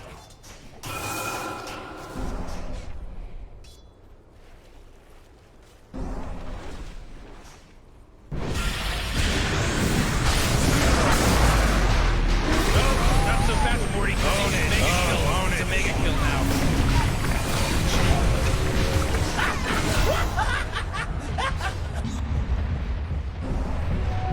Gold is a great conductor.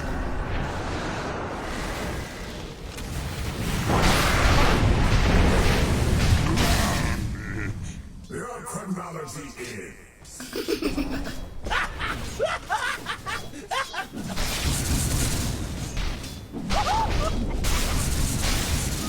Don't 10억짜리 underestimate. 꿈의 고기 15억짜리 꿈의 고기 10억짜리 꿈의 고기 Oh, Radiant's 15억짜리 bottom 꿈의 tower is 고기 under attack!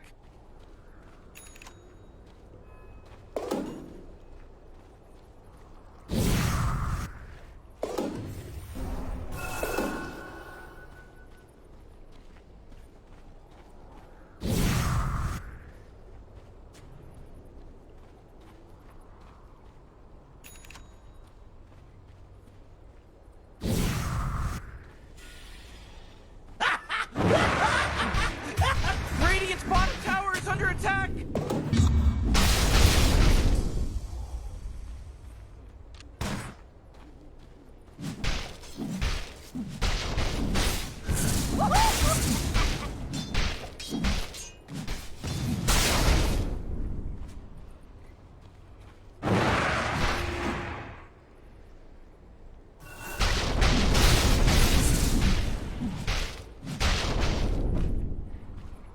Oh, Radiant's bottom tower is under attack!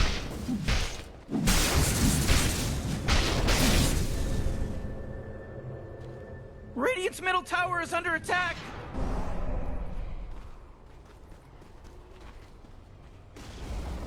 Jeez, Radiant's middle tower just got wrecked! Oh, Radiant's bottom tower is under attack!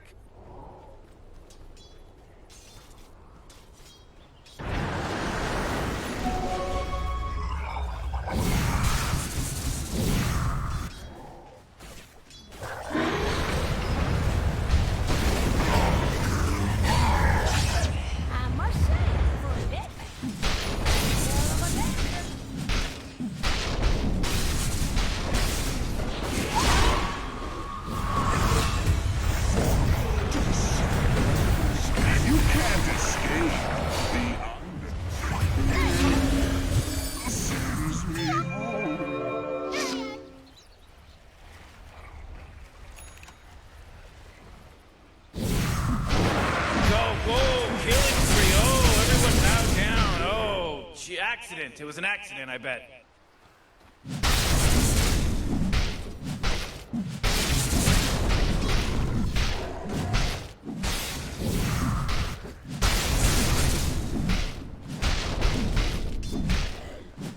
Oh boy, Dire's middle tower is under attack. Radiant's bottom tower is under attack!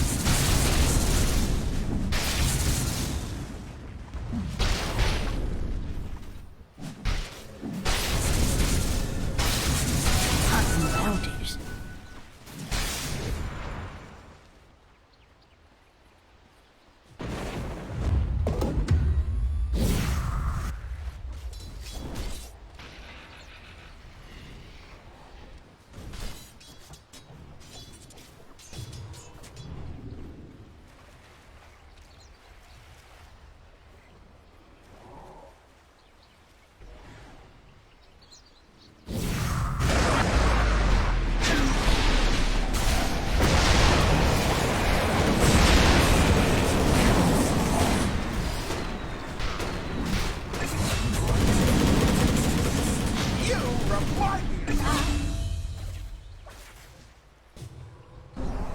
With gratitude.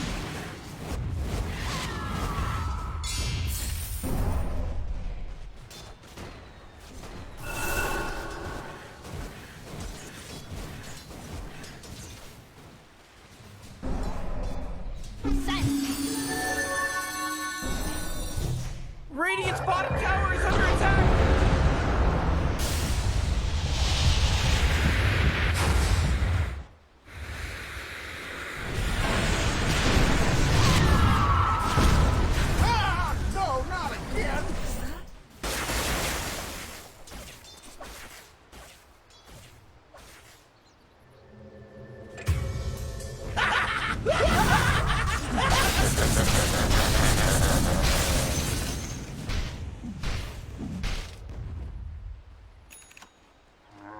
Oh, Radiant's bottom tower is under attack!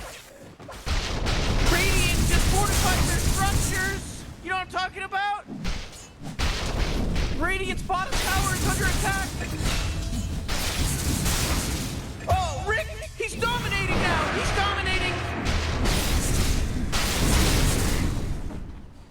Double kill, oh man. Radiant's middle tower is under attack!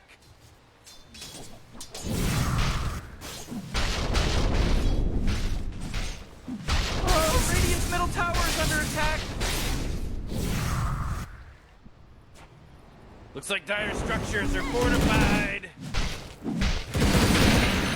Dire's middle tower is under attack! Morty, watch out! It's a killing spree! Huh, Dire's middle tower, it's gone. Gold is a great conductor. Dire's middle tower is under attack. Where's my pension?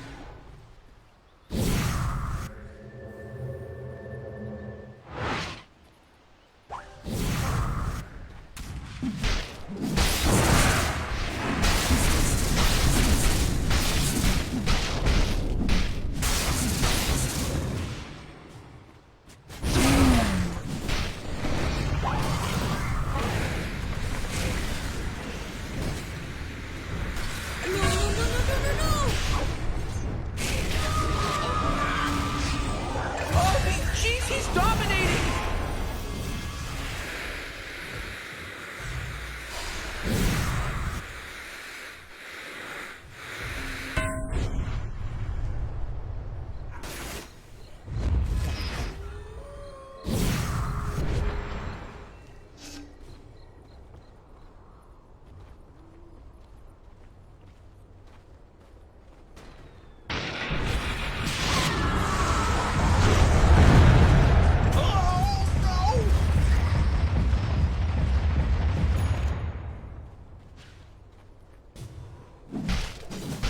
Oh, Radiant's bottom tower is under attack! Dire's middle tower is under attack.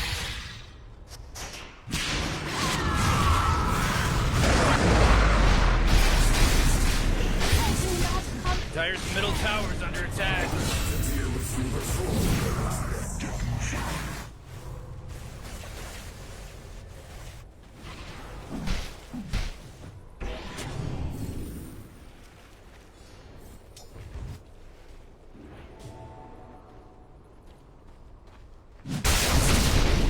Radiant's top tower is under attack. You know, Morty, it sometimes feels like they don't even care.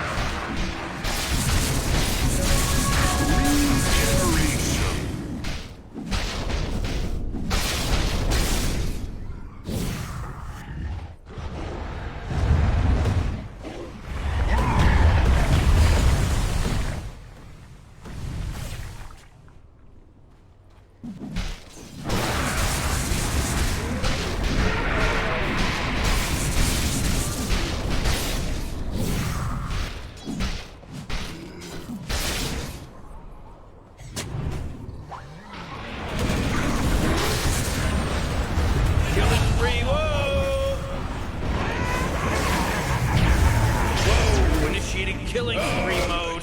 Double kill.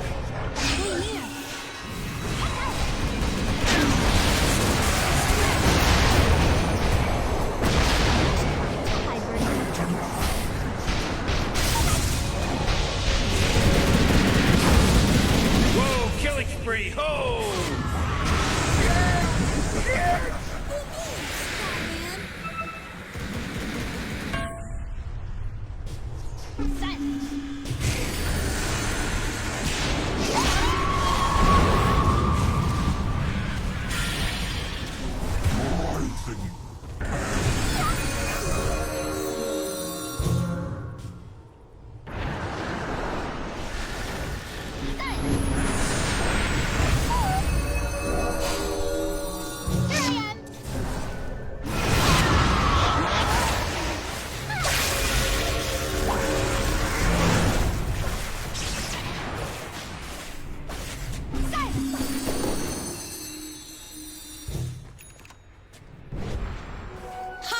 These things.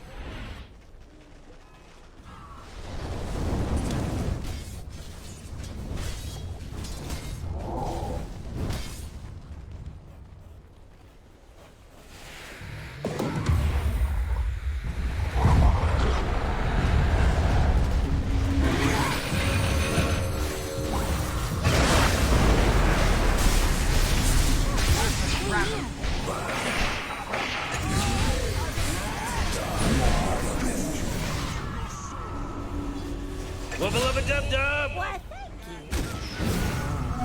Haste!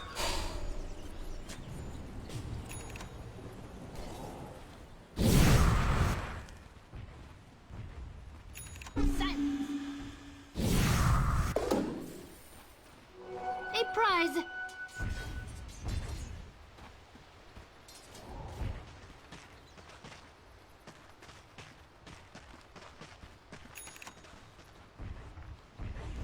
Oh boy, Dire's middle tower is under attack.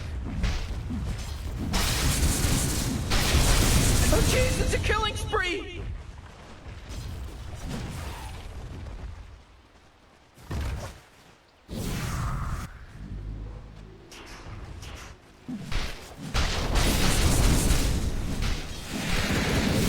Dire's top tower is under attack. That force field leads me to believe that Dire just fortified their structure. Oh man, what? Get up on out of here, cause Radiant just fortified their structures. Dire's top tower is under attack. Oh, man!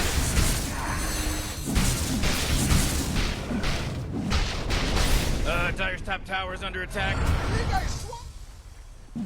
Bats in the front. Oh, man, this guy's dominating! Not wrong. Dire's top tower is under attack. Oh, what a mess. Dire's top tower is under attack.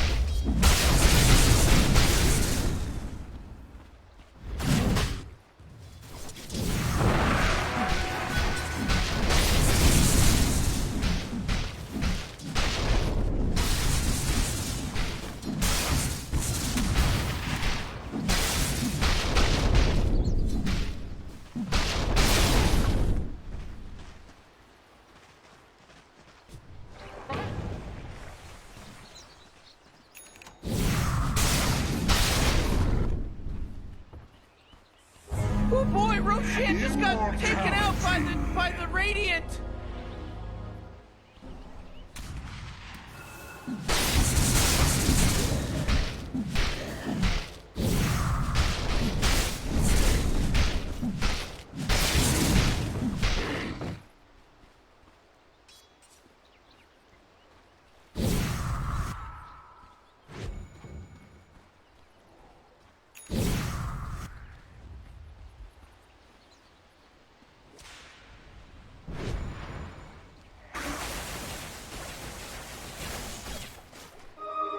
Interesting.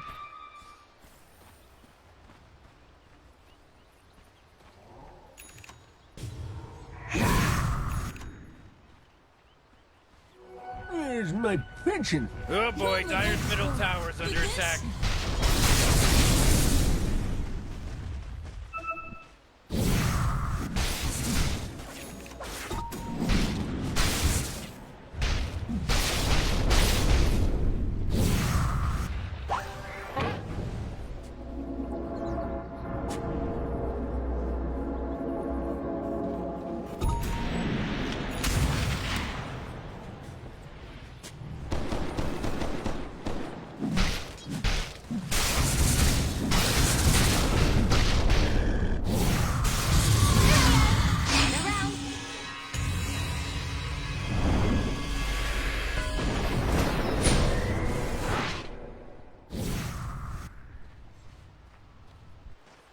Oh, Radiant's top tower is under attack.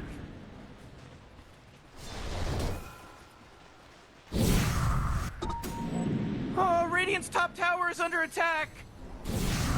Haste.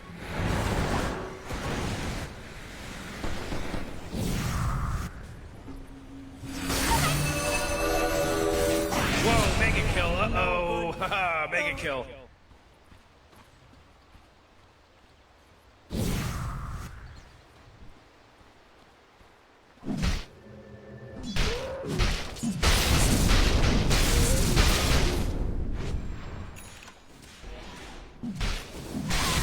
Holy crap, Ricky's unstoppable!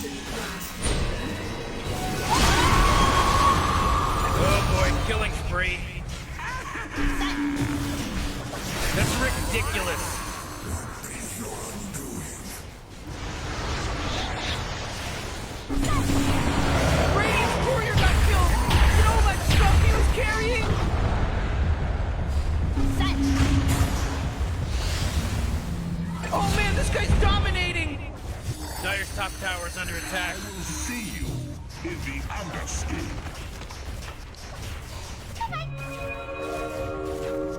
Dire's top tower is under attack. Ooh, Dire, you gotta fortify them, their structures. Good work.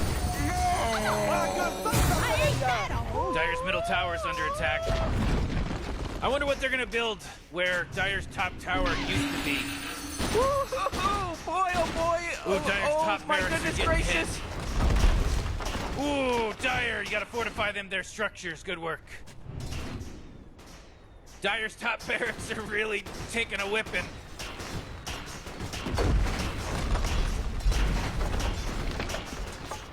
Ooh, Dire's top barracks are getting hit. Dire's top barracks have been completely cut down to size, as in they're gone.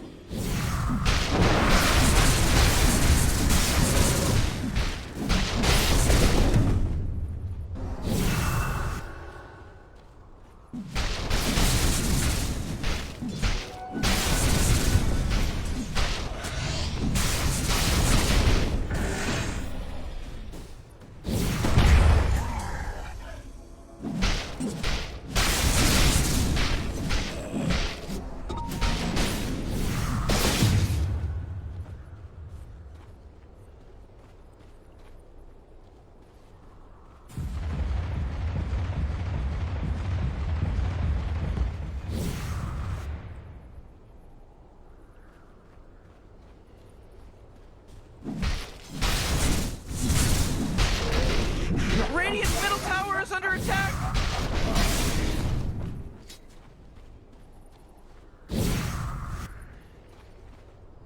Oh, Radiant's middle tower is under attack! Come on, get with it! Radiant's middle tower is under attack! Oh, Radiant's middle tower is destroyed! Things are getting dire! Whoa, nice, Morty. Good one.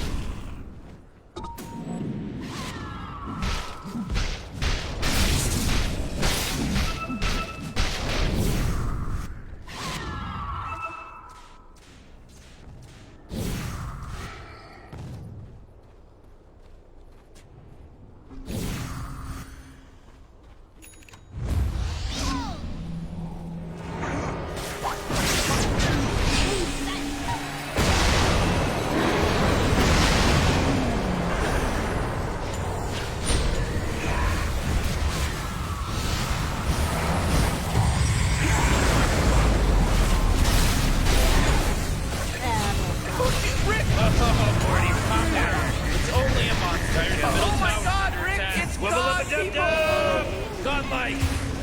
They're godlike!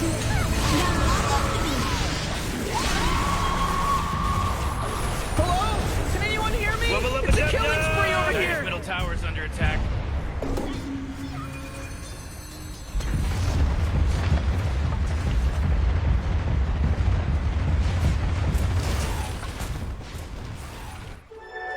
Double damage.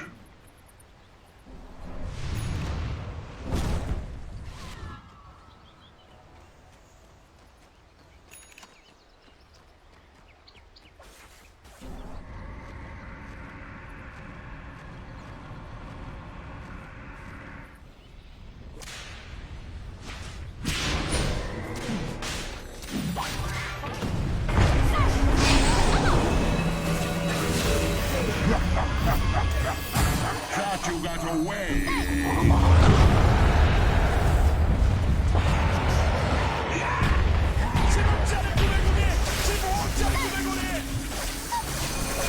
It's a killing spree! Double kill, oh man.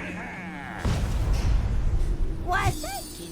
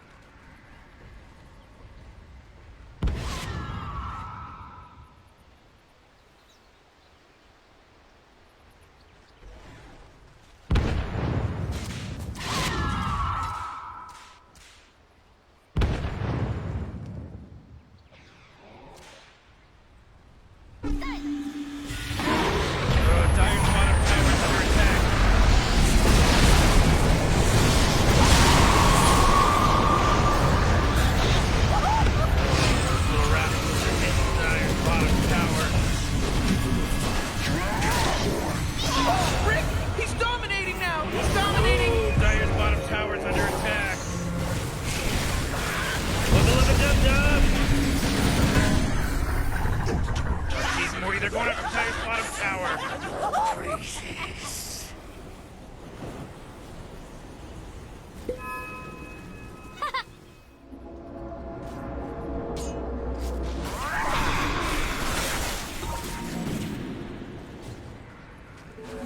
Illusion. Oh boy, Dire's middle tower is under attack.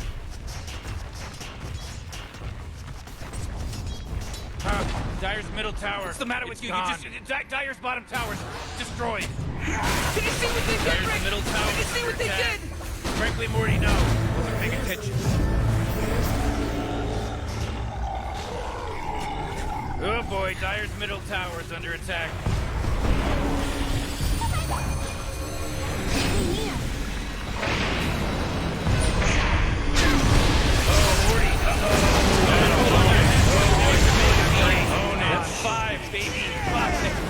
There's no accident anymore. This isn't an accident now.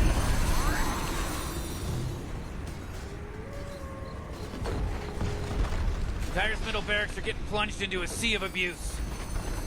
Dire's middle barracks are, poof, disappeared. Oh no, Dire's middle barracks are gone. Oh, Dire's middle tower's under attack.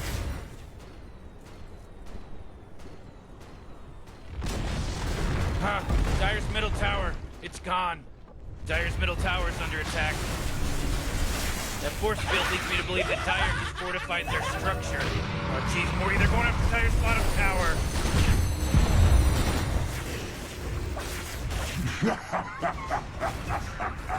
Oh, Dire's bottom tower is under attack.